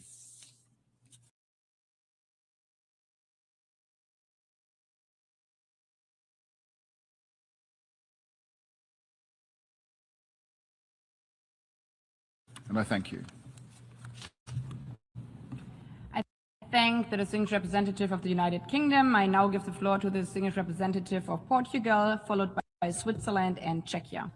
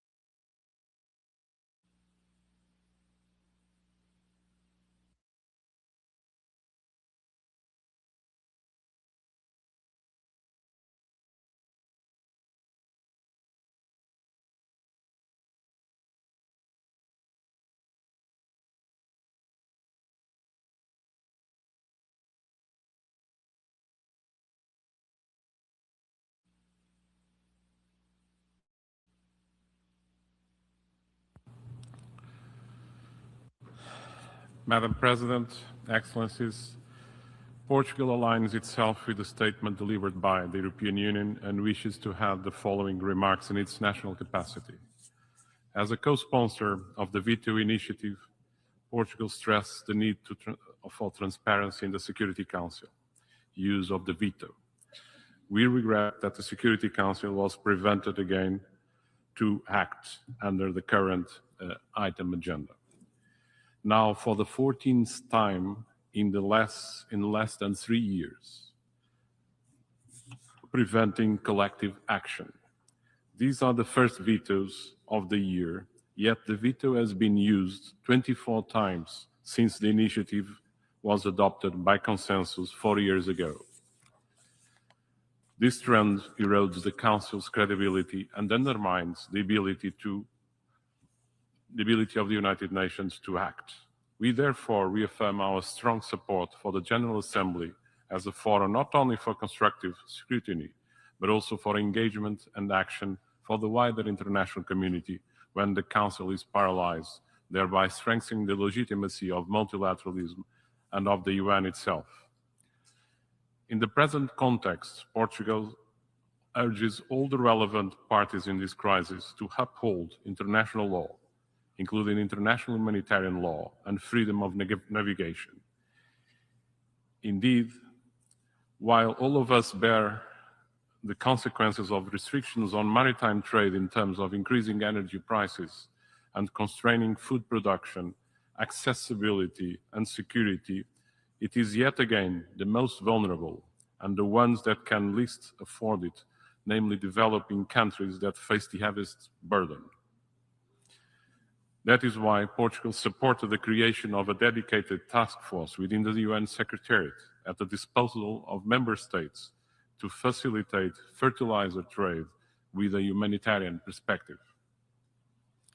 While pleading for the holding of the ceasefire, Portugal strongly supports a solution based on dialogue and diplomacy as the only viable way to achieve a comprehensive and long-lasting peace, including in Lebanon, in order to protect its sovereignty and territorial integrity.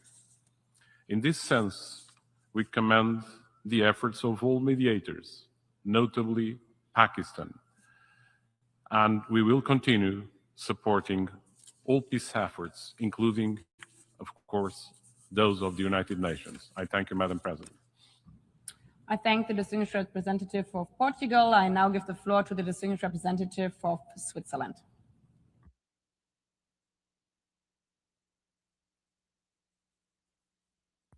Madame la Présidente.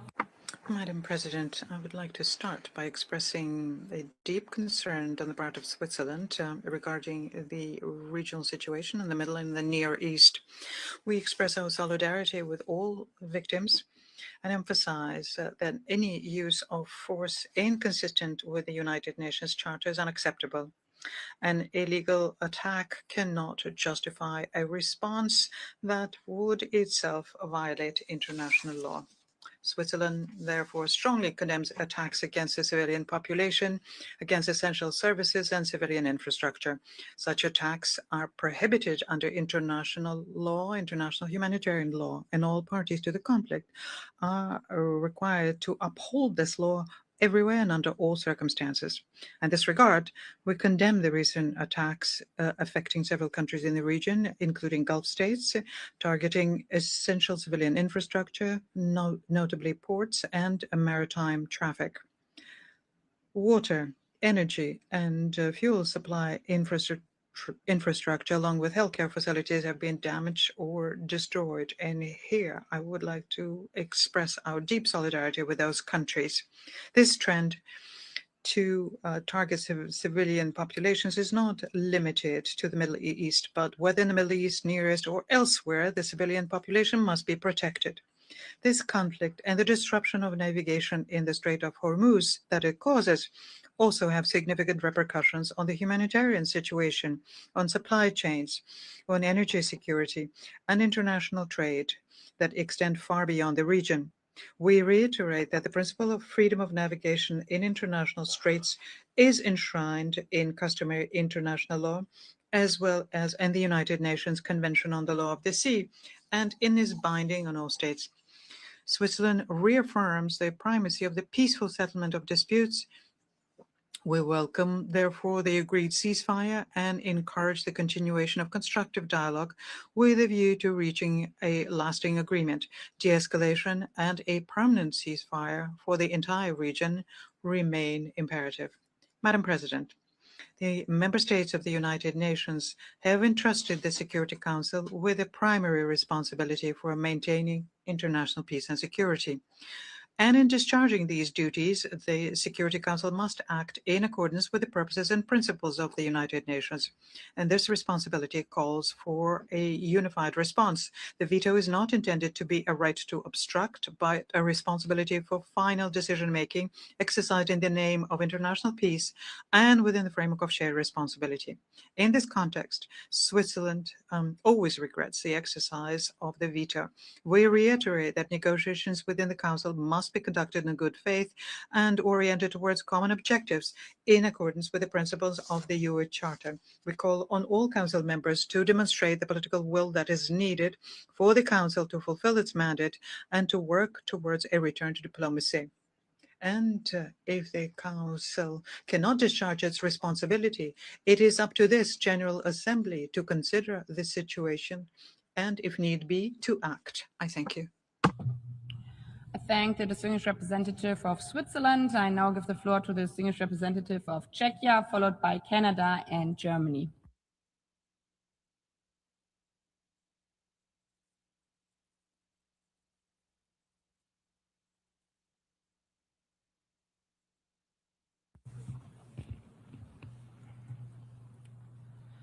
Madam President, first of all, I'd like to state that the Czech Republic aligns itself with the statement delivered by the European Union. Madam President, the Czech Republic welcomes this opportunity to discuss the recent use of the veto in the Security Council. We have consistently supported the veto initiative, which gives the General Assembly an important opportunity to scrutinize the use of the veto and to hold Council members accountable for the exercise of this exceptional power.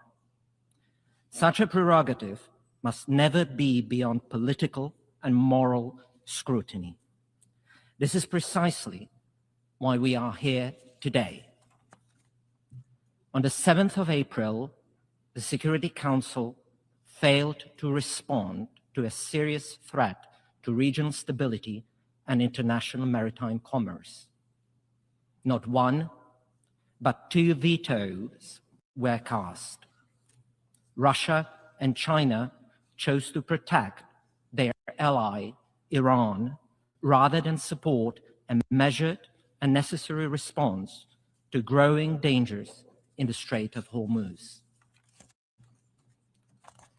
The draft resolution tabled by Bahrain, together with Jordan, Kuwait, Qatar, Saudi Arabia, and the United Arab Emirates, sought to encourage coordinated defensive efforts to protect commercial shipping in the Strait of Hormuz. It was a modest, practical, and responsible proposal. Bahrain and its regional partners consulted seriously and thoroughly with all members of the Council, took views on board, and pursued a balanced and focused text. We supported Bahrain's initiative and deeply regret that the resolution was not adopted. Dear colleagues, we cannot ignore the scale of the threat that the current Iranian regime poses to its neighbors and to its own people. For 47 years, Iran has pursued policies that have undermined peace and security across the region. It has armed terrorist proxies, targeted civilians, threatened its neighbors, breached nuclear commitments, disrupted shipping lanes, and destabilized governments. At the same time, we all want to see tensions in the Strait of Hormuz de-escalate. We therefore welcome the diplomatic efforts currently underway and stress the importance of full respect for international law, including the law of the sea, as reflected in the United Nations Convention on the Law of the Sea. We also commend the UN Secretary General's decision to establish a UNOPS-led task force aimed at ensuring humanitarian flows through the Strait of Hormuz. This is vital to mitigating risks to global food security and ultimately to protecting the most vulnerable. Madam President, the veto power is an extraordinary responsibility. On the 7th of April, however, we witnessed not restraint, but its reckless misuse.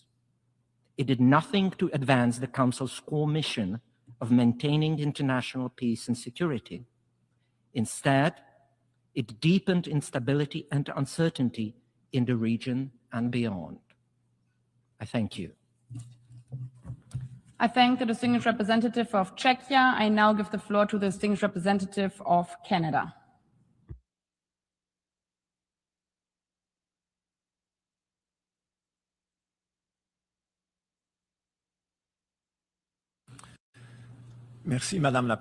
Thank you, Madam President.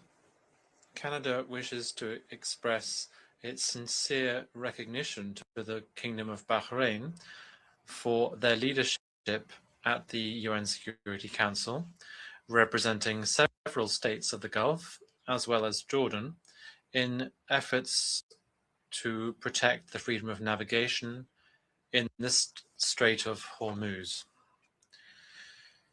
Canada was happy to be one of the 136 co-sponsors of Resolution 2817 of the Security Council, which condemns Iran's attacks on states of the Gulf and Jordan, calls for a cessation of hostilities, and reaffirms support to sovereignty, to the protection of civilians, and to freedom of navigation in the Strait of Hormuz. Canada was therefore disappointed that the Security Council was ultimately unable to reach an agreement on the draft resolution S/2026/273 pertaining to the Strait of Hormuz. This outcome is not in sync with Canada's expectations vis-à-vis the Council's duty to act decisively given imminent threats to international peace and security, pursuant to the mandate provided to it by the United Nations Charter. Canada remains resolved to support diplomacy and dialogue so as to reach a lasting solution to the conflict and to avoid any further escalation. We will continue to support our allies and partners in the region, as well as efforts geared towards preserving the safety and security of maritime and air navigation. President, we thank Pakistan and all the others involved in their work to facilitate recent negotiations and a ceasefire. Canada welcomes the current ceasefire, but a temporary pause is not a permanent solution. Canada reaffirms the importance of respecting international navigation rights in the Strait of Hormuz and surrounding waterways, and the safety of the seafarers whose livelihoods depend on open sea lanes. Canada is also taking concrete action. We are contributing 23.6 million barrels of oil to the International Energy Agency's collective release to stabilize global energy markets. Looking ahead, Canada is prepared to play its part in the design of an international approach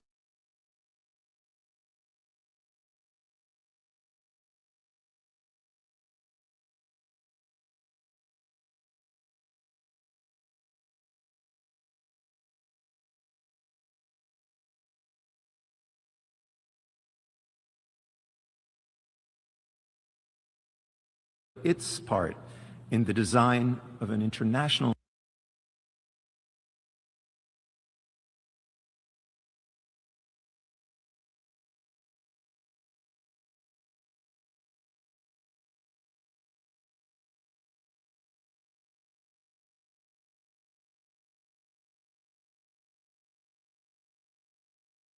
its part in the design of an international its part in the design of an international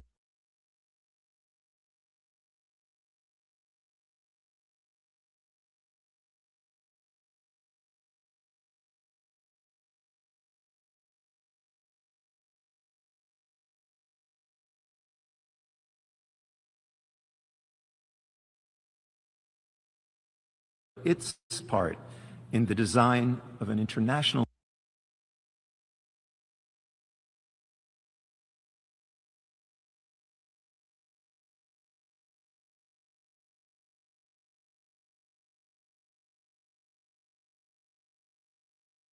its part in the design of an international approach to de-escalate tensions and to provide guarantees of safe passage for this essential and strategic corridor.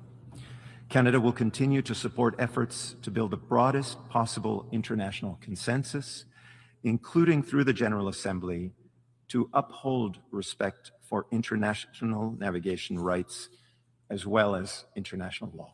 I thank you. I thank the distinguished representative of Canada. I now give the floor to the distinguished representative of Germany, followed by Italy and Malaysia.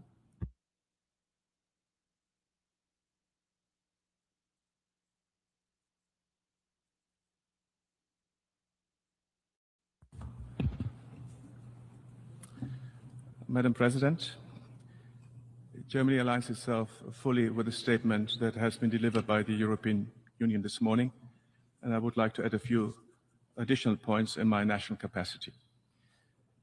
Germany deplores that the draft resolution that was submitted by Bahrain was not adopted due to vetoes of 2 permanent members of the Security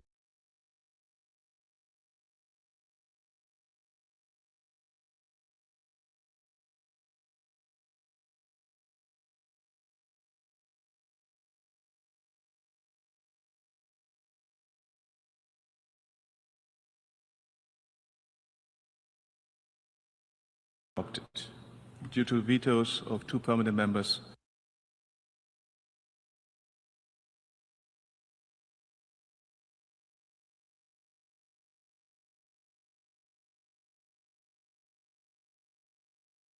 of the Security Council. The resolution would have been an important contribution for ensuring freedom of navigation and maritime security in the Strait of Hormuz. In addition, it would have sent a clear signal to Iran that it must not instrumentalize the freedom of navigation for political purposes or harm third countries. We highly appreciate Bahrain's dedicated leadership and flexibility during the negotiations, in particular by emphasizing measures of de-escalation and the necessity to abide by international law. It is thus deplorable that 2 vetoes squandered an important opportunity to contribute to overcoming a situation that affects many of the countries assembled in this building today.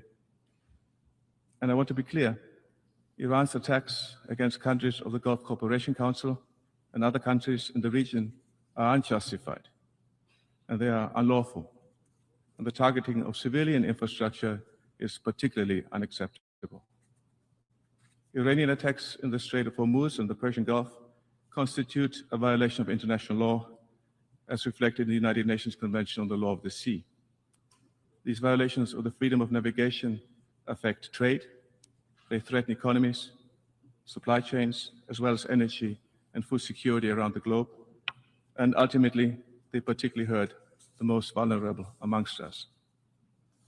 Madam President, Germany remains convinced that only a political solution can bring lasting peace to the region. We welcome the direct talks between the United States and Iran that started in Islamabad, and we thank Pakistan for its mediation efforts. Germany remains ready to work towards a comprehensive political solution.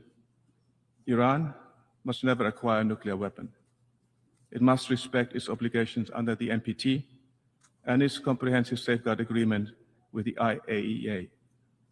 And Iran must urgently ensure maritime security, freedom of navigation, and the free, safe, and toll-free passage in the Strait of Hormuz and adjacent seas in line with its obligations under international law. The Security Council must not be paralyzed when regional stability and international peace and security are at stake. For our part, Germany, we will continue to support diplomacy, de-escalation, and a negotiated solution. I thank you. I thank the distinguished representative of Germany. I now give the floor to the distinguished representative of Italy.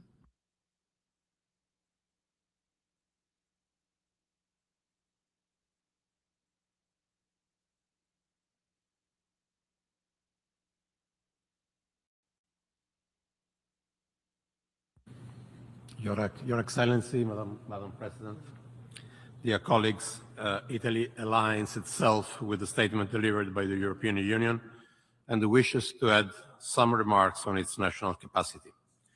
Italy thanks Pakistan and the other regional partners for their efforts to facilitate talks on the situation in the Gulf region. There is no alternative to dialogue. We always said that diplomacy is the only way, and we hope new talks will take place soon towards a substantive negotiated settlement and that the ceasefire is respected, including in Lebanon.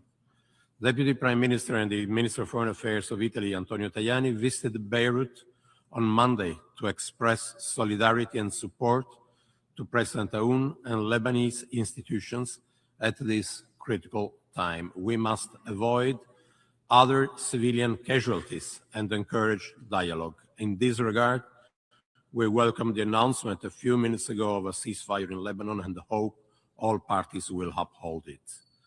Italy is very worried for the situation in the Strait of Hormuz.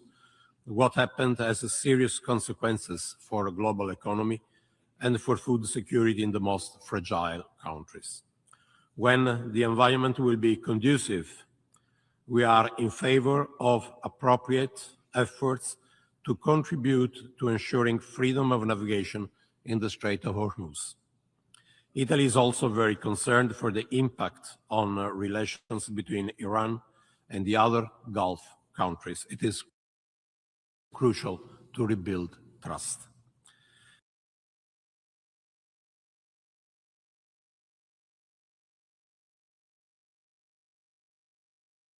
Italy is always ready to do its part for peace and stability.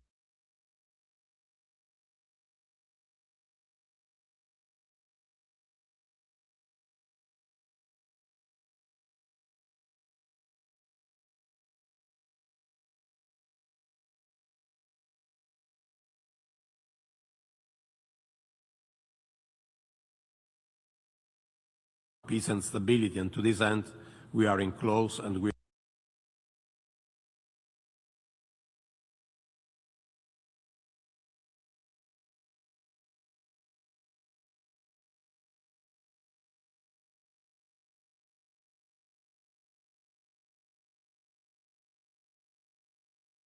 remain in close contact with all partners involved. Thank you. I thank the distinguished representative of Italy. I now give the floor to the distinguished representative of Malaysia, followed by Indonesia and Sierra Leone.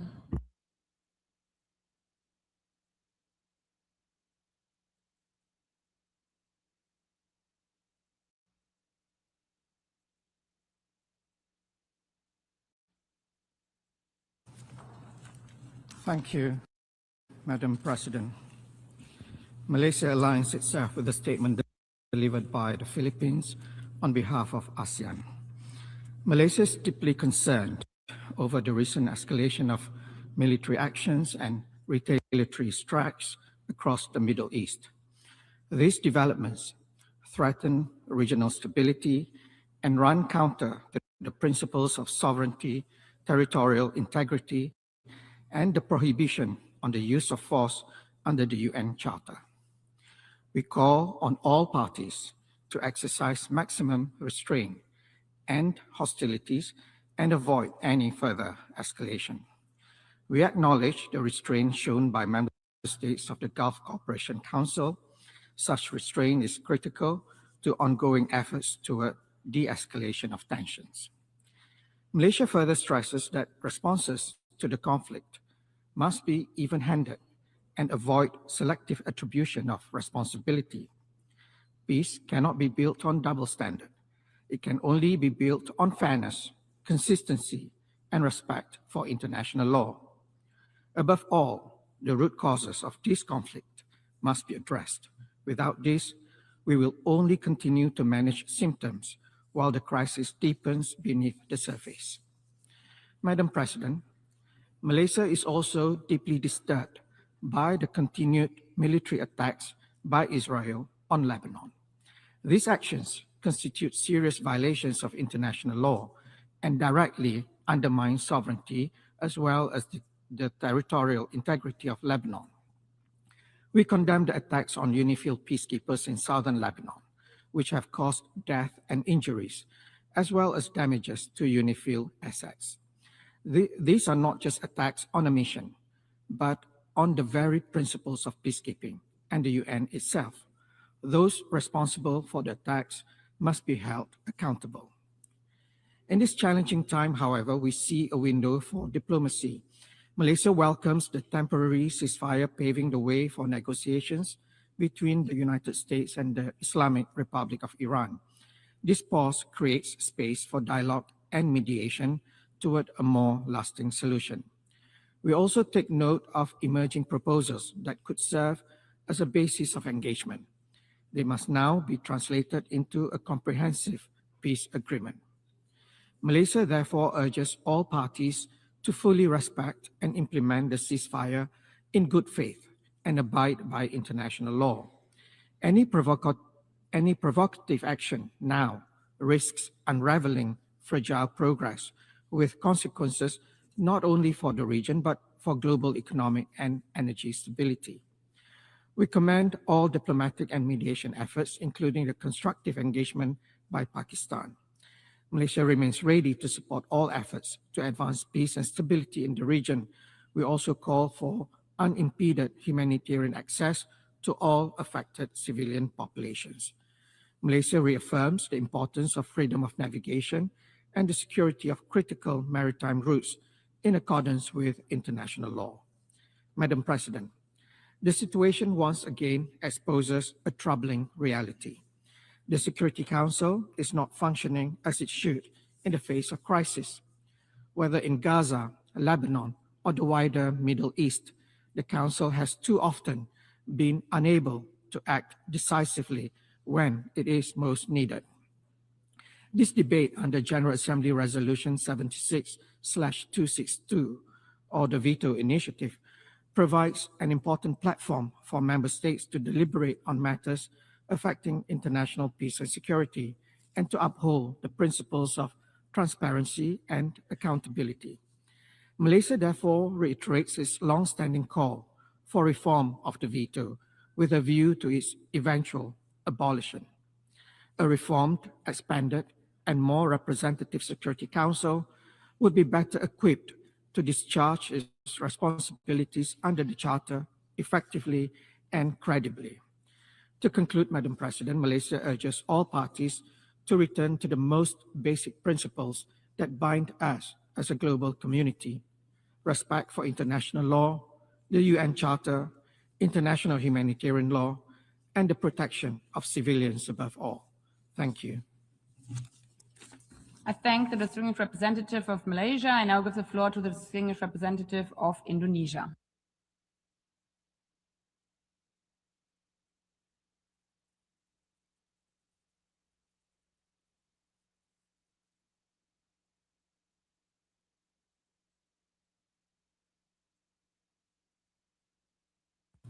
Madam President, Indonesia fully aligns with the statement made by the Philippines on behalf of ASEAN.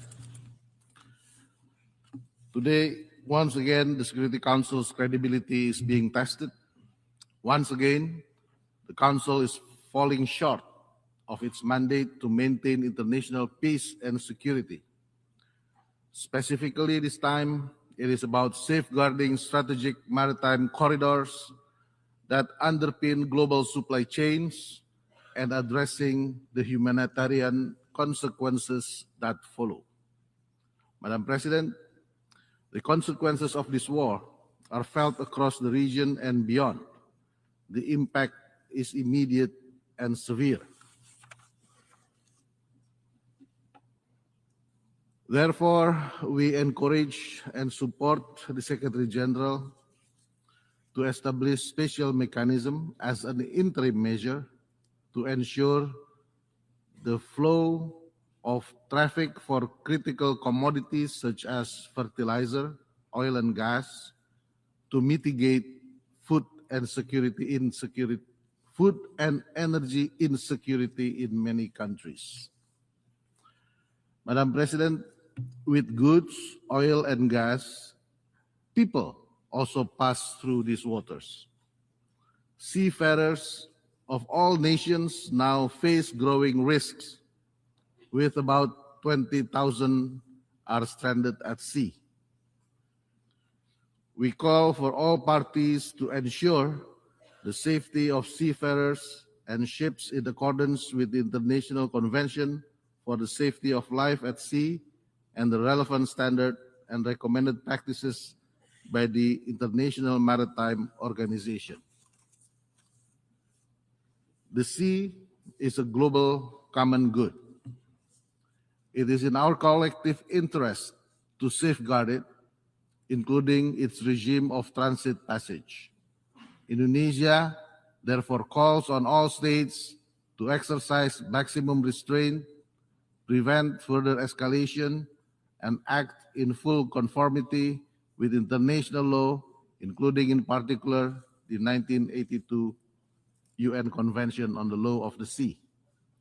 We firmly believe that sustained engagement and credible negotiation remain the only viable path to ending this war. Going forward, Indonesia underscores the urgency of littoral states and key countries to develop confidence-building measures that can ensure the continued security and stability of maritime routes in the Strait of Hormuz. Madam President, lastly, our meeting today must not become just another procedural exercise. It must catalyze the Security Council to act decisively to deliver tangible progress on the ground and to undertake long overdue reform so that it can effectively fulfill its mandate. Only through action can we restore stability and protect humanity for the region and beyond. I thank you. Thank the distinguished representative of Indonesia. I now give the floor to the distinguished representative of the Republic of Korea, followed by Thailand and Sierra Leone.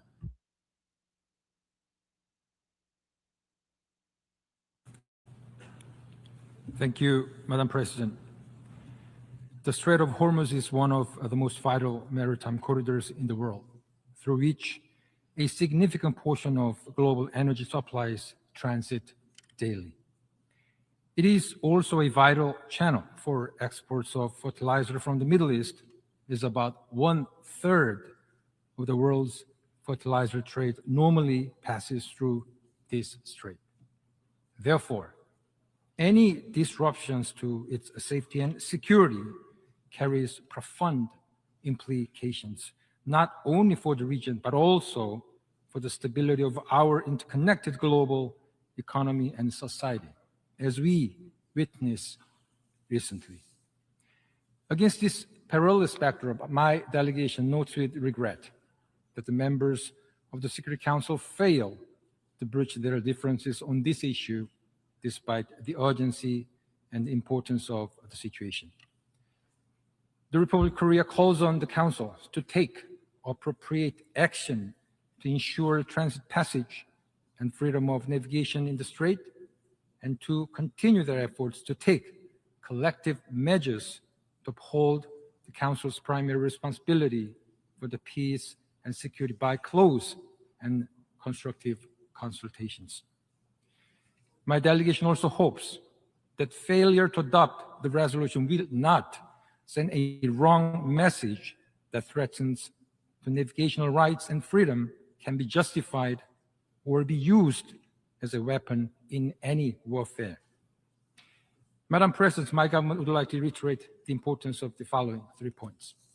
First, freedom of navigation is a fundamental principle of international law, as reflected in the United Nations Convention on the Law of the Sea, and must be respected at all times. The principle is sacrosanct for ensuring the uninterrupted flow of global trade and energy. We express grave concern on threats and attacks on vessels, and underscores that no country should be able to decide which ships or cargoes may pass through the strait or impose charges. We would like to reaffirm that the status of the Strait of Hormuz as an international waterway, where all ships and aircraft enjoy the right of transit passage. In this regard, my government is ready to join international efforts with our partner countries to safeguard the principle of freedom of navigation. Second, my delegation would like to underscore that only dialogue, diplomacy, and good faith engagement can lead to a sustainable and peaceful solution. The ongoing peace talks among parties should continue until an agreement be finally reached. At the same time, any durable ceasefire must be fully respected. In this connection, we commend the continued efforts of the mediators, particularly Pakistan, as the host of recent peace talks, for their constructive role in facilitating dialogue and de-escalation. We also highly commend the Gulf countries for exercising restraint from engaging in the conflict, despite Iran's direct attacks.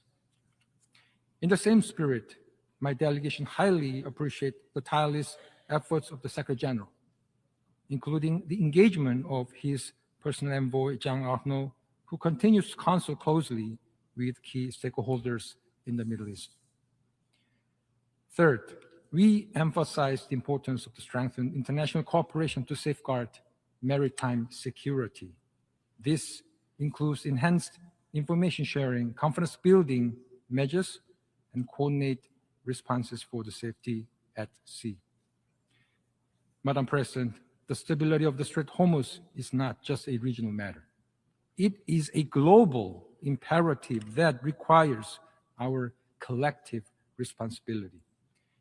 My government remains firmly committed to working with all member states to promote peace, stability, and secure safety of international sea lanes and freedom of navigation. I thank you. I thank the distinguished representative of the Republic of Korea. I now give the floor to the distinguished representative of Thailand.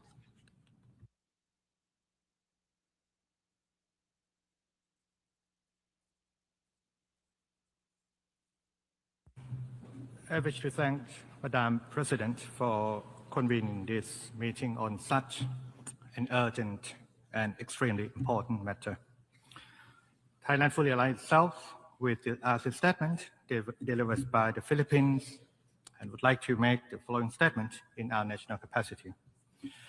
Madam President, we share the profound concern of the international community over the situation in the Middle East. A prolonged conflict, while inflicting immense suffering on innocent civilians on the ground, carries serious and far-reaching repercussions, not only for regional stability, but also for global security, energy markets, and the world economy. Disruptions in the Strait of Hormuz directly threaten critical global energy supply chains and disproportionately affect energy importing countries, including, of course, Thailand. While not a party to the conflict, Thailand is directly affected by its consequences. A Thai-flagged commercial vessel was struck in the Strait of Hormuz, with 23 Thai crew members badly affected, while other vessels remain stranded. We therefore call on all parties to respect freedom of navigation and the right of safe transit passage in accordance with international law, including, in particular, the 1982 UNCLOS. The safety and security of civilians and seafarers must remain a priority. We also underscore the obligations of all parties to protect civilians and civilian infrastructure in full compliance with international humanitarian law. Madam President, Thailand welcomes the two-week ceasefire between the United States and the Islamic Republic of Iran. We commend the mediation efforts of the Islamic Republic of Pakistan and all parties involved. It is a positive step, yet it remains extremely fragile. Without full and effective implementation of the ceasefire and sustained dialogue in good faith, peace will remain elusive and civilian suffering will, of course, persist. In closing, Thailand calls on all parties to respect principles of international law, including the Charter of the United Nations, exercise the utmost restraint, immediately de-escalate tensions, and return to dialogue, diplomacy, and negotiations towards a comprehensive and lasting resolution. I thank you for your kind attention. I thank the distinguished representative of Thailand. I now give the floor to the distinguished representative of Sierra Leone, followed by South Africa and Pakistan.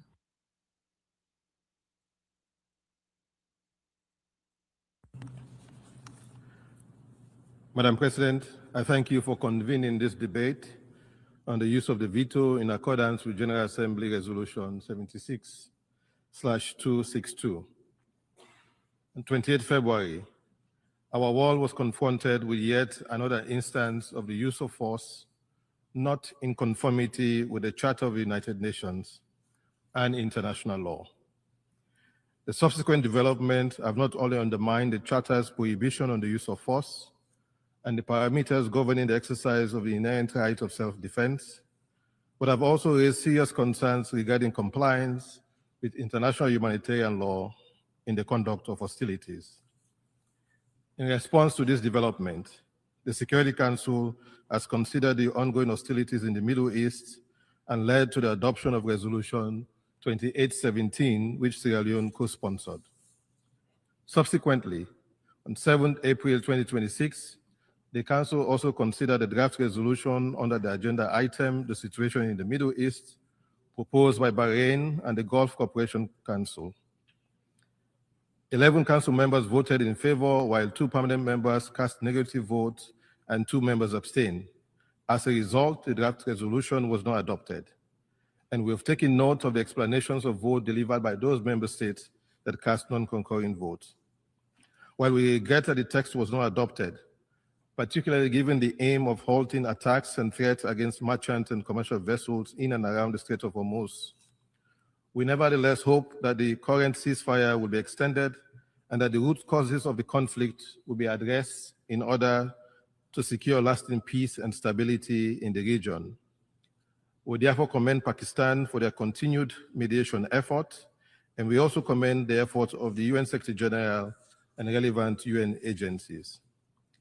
Madam President, the debate provides member states with an important opportunity to reflect on the impact of the veto on the functioning, credibility, and effectiveness of the Security Council in discharging its mandate. It also compels us to consider the real consequences of Council's paralysis on the lives and livelihoods of people affected by the conflict, directly and indirectly.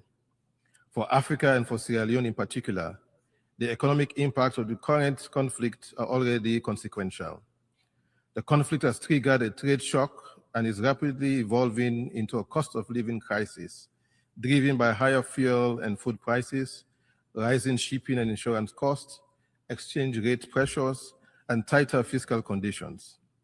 The fertilizer shortage may prove even more consequential than the oil shock, as disruption to liquefied natural gas supplies has affected ammonia and urea production during a critical planting season in many parts of Africa.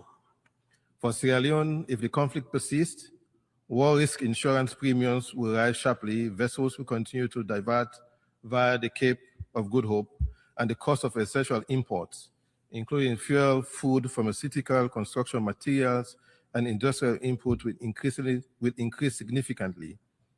If these trends continue beyond June 2026, good projection is that growth could slow sharply, inflation could rise again, fiscal pressures could deepen, and more of our people could be pushed into extreme poverty.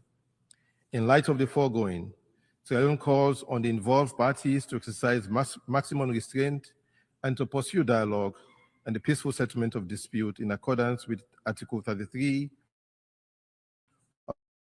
of the Charter of the United Nations. We understand the territorial integrity of all states, as well as strict adherence to the prohibition on the use of force as enshrined in the Charter of the United Nations. Finally, Madam President, there is no doubt that the Security Council must be reformed to reflect present-day geopolitical realities. The question of the veto remains one of the 5 clusters under our discussions in the intergovernmental negotiations, and it is our sincere hope that as member states, we will reach agreement to address the structural injustice and the responsible use of the veto.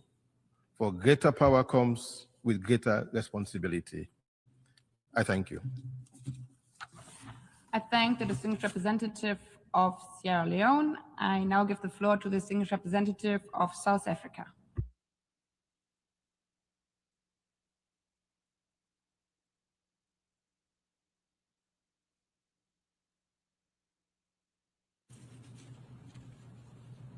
Madam President, we meet today in accordance with the automatic requirement of the General Assembly Resolution 76262 to convene when the veto is used in the Security Council. South Africa appreciates the opportunity for the General Assembly to consider this unprovoked and destructive conflict in the Middle East, where war is severely impeding the development agendas of targeted states. We recall that on 28 February, the current conflict began with a breach of Article 2.4 of the UN Charter.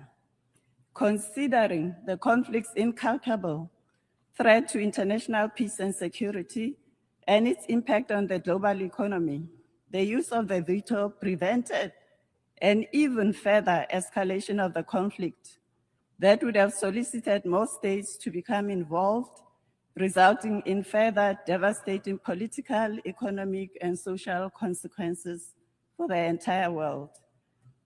Madam President, South Africa welcomes current initiatives, as well as the ongoing efforts aimed at achieving a comprehensive end to the conflict in the Middle East and advancing a just, sustainable, and lasting peace. An immediate cessation of all attacks and threats of attack, as well as strict compliance for such undertakings is imperative to prevent the future recurrence of such aggressions. Respect for the sovereignty and territorial integrity of the affected countries in the region must be respected by all parties concerned. In accordance with international human rights and international humanitarian law, civilian populations and civilian infrastructure must never be targeted or attacked by any party under any circumstances. South Africa urges all parties to return urgently and in good faith to dialogue and inclusive negotiations, and reaffirms its support for credible, impartial mediation efforts aimed at bringing an end to the conflict and securing a durable and just peace for all the countries in the region. South Africa is equally alarmed by Israel's continued illegal, indiscriminate military operations in Lebanon, which have resulted in civilian casualties, the destruction of essential infrastructure, the displacement of communities, and the death of UN peacekeepers. These attacks constitute a serious breach of Lebanon's sovereignty and territorial integrity, and further destabilizes the region, compounding an already volatile and fragile situation. The killing of peacekeepers deployed by our organization by a fellow member state can never be condoned. South Africa is equally concerned by responses by Iran against several Gulf countries, which can also be considered a violation of the UN Charter. While Iran has the legal and moral right to defend itself against those states that engaged in armed attacks against it, its actions against the Gulf Cooperation Council states should be in accordance with Article 51 of the UN Charter and not violate the sovereignty of the affected states. These attacks against the GCC states heighten the risk of a broader regional conflagration.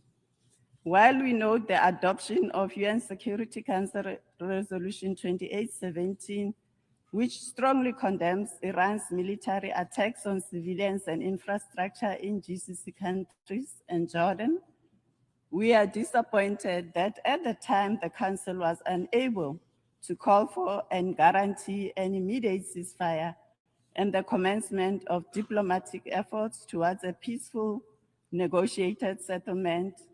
It is the core duty and responsibility of the UN Security Council to ensure peace and the pacific settlement of disputes, and not to decontextualize and escalate a crisis. South Africa believes that the international community has a shared responsibility to uphold the principles of freedom of navigation and to ensure the safe passage of vessels. We urge all parties to work towards a peaceful resolution of the conflict and to respect international law. In this respect, we urge all parties to exercise maximum restraint and to ensure that any actions taken are fully consistent with international law.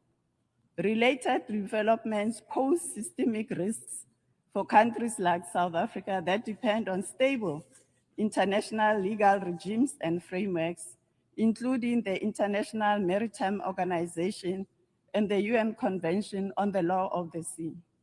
The increasing normalization of coercive maritime practices outside multilateral structures could erode global norms that safeguard freedom of navigation.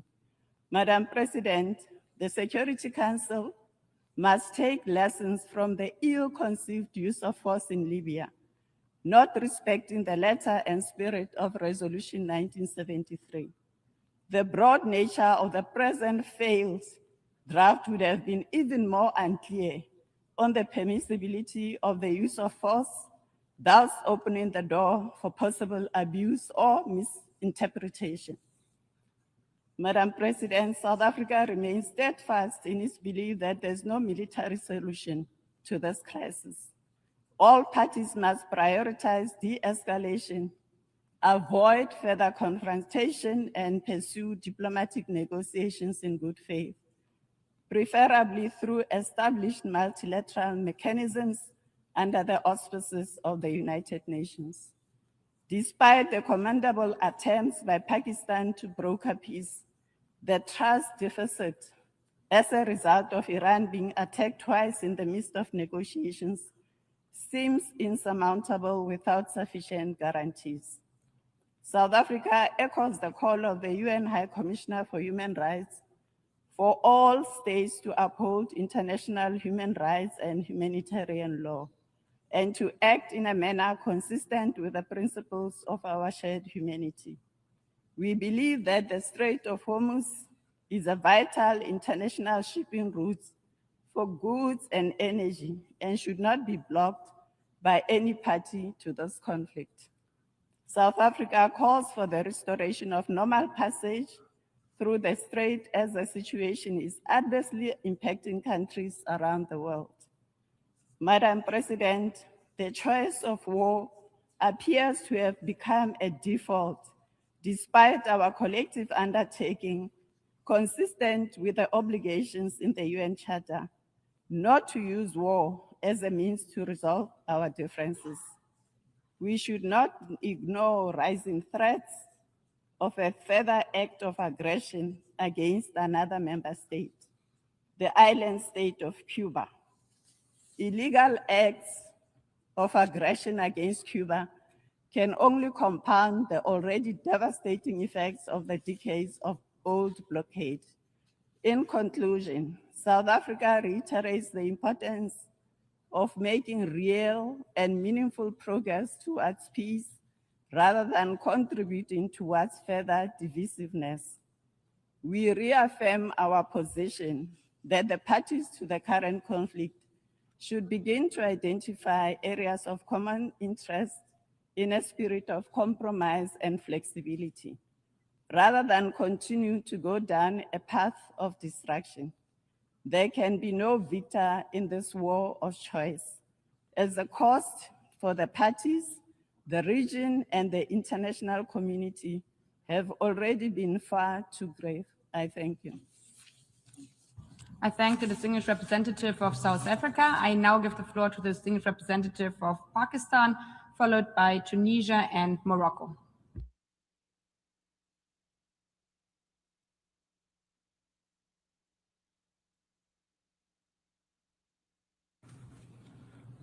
Madam President, Pakistan's clear and unequivocal position on the situation in the Middle East has been expressed in the Security Council and elsewhere. Pakistan remains deeply concerned at the developments over the past weeks in the region. This conflict, whose consequences have impacted everyone in the region and beyond, should never have happened. From the outset, Pakistan prioritized de-escalation, cessation of hostilities, and return to dialogue for a peaceful diplomatic solution to this crisis. Pakistan successfully hosted the Islamabad talks on 11th and 12th of April. These talks were made possible by Pakistan's engagement with the parties, as well as outreach efforts aimed at promoting immediate cessation of hostilities and achieving peace and stability in the region. Through the Islamabad process, Pakistan is pursuing the objective of ending the war and ensuring long-term peace.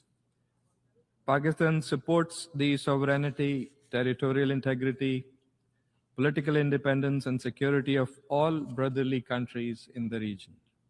Pakistan has also expressed continued and unwavering support and complete solidarity with the fraternal GCC countries in these challenging times. Madam President, the Strait of Hormuz is an important international shipping route for goods and energy. Pakistan calls for the security of ships and crew members and the swift and safe passage of civilian ships and restoration of normal passage through the strait. The situation in the Strait of Hormuz is adversely impacting countries around the world, including Pakistan. The consequences for regional and global economy are evidently harsh, and Pakistanis are also suffering. The impact is felt not only in terms of energy flows, but also fertilizers and other essential commodities, thus affecting food security, cost of living, and squeezing the livelihood of the most vulnerable. IMF, for example, has warned of serious risks, raising alarms about the rise in public debt as countries around the world respond to the energy crisis. And this was a headline on the front page of today's New York Times. Interestingly, another headline on the same page referred to the stock market scaling a new peak, reflecting optimism that peace was near. This is just one perspective outside these halls as the international community follows this crisis. The options are therefore clear. If the military escalation and disruptions persist, the suffering will prolong and extend far beyond the region, translating into widespread economic hardship. Return to peace, on the other hand, will benefit all. Madam President, we agree on the urgency of the situation and the fundamental objective of reopening of the Strait of Hormuz and normalization of the situation at the earliest. This is an important issue not only for the GCC countries, but also for all states in the region and beyond, including Pakistan. It is also logical that any discussion or arrangement related to the Strait of Hormuz will have to take into account the legitimate interests of the GCC countries in accordance with international law. We are grateful and humbled that Pakistan has been recognized for its constructive diplomatic engagement in supporting the de-escalation, the ceasefire efforts, and the broader pursuit of stability between the United States and Iran. Through sustained interaction, including at the leadership level with both Washington and Tehran, as well as with other partners in the region and beyond, notably Saudi Arabia, Egypt, and Turkey, and China, and others, Islamabad has sought to encourage dialogue, facilitate the exchange of messages, and help create conditions and space conducive to meaningful negotiations.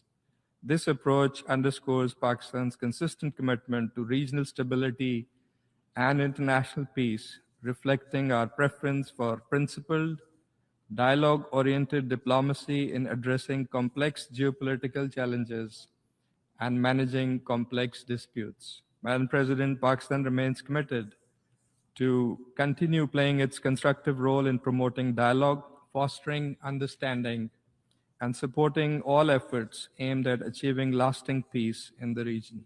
I thank you. I thank the distinguished representative of Pakistan. I now give the floor to the distinguished representative of Tunisia, followed by Morocco, as the last speaker before our break at 1. Your Excellencies, Tunisia reaffirms its total solidarity with our brothers in the Kingdom of Saudi Arabia, the Kingdom of Bahrain, the State of Kuwait, the State of Qatar, the United Arab Emirates, the Sultanate of Oman, the Hashemite Kingdom of Jordan, and the Republic of Iraq, while confronting all threats to their security, stability, sovereignty, and prosperity. Now, based on the constant principles of its foreign policy, Tunisia stresses its commitment to respecting all states' sovereignty, UN Charter, and rule of law, and the primacy of peaceful means in the settlement of disputes. The current tragic situation, threatening today the stability and peace of the entire world, is a direct consequence of the international community's failure to restore the imprescriptible rights of the Palestinian people on all their land, as it is a direct consequence of an unprecedented moral, ethical, and human worldwide scandal, predatory attitude, and personal agendas not sufficiently denounced and clearly condemned. Thank you. I thank the distinguished representative of Tunisia. Now I give the floor to the distinguished representative of Morocco.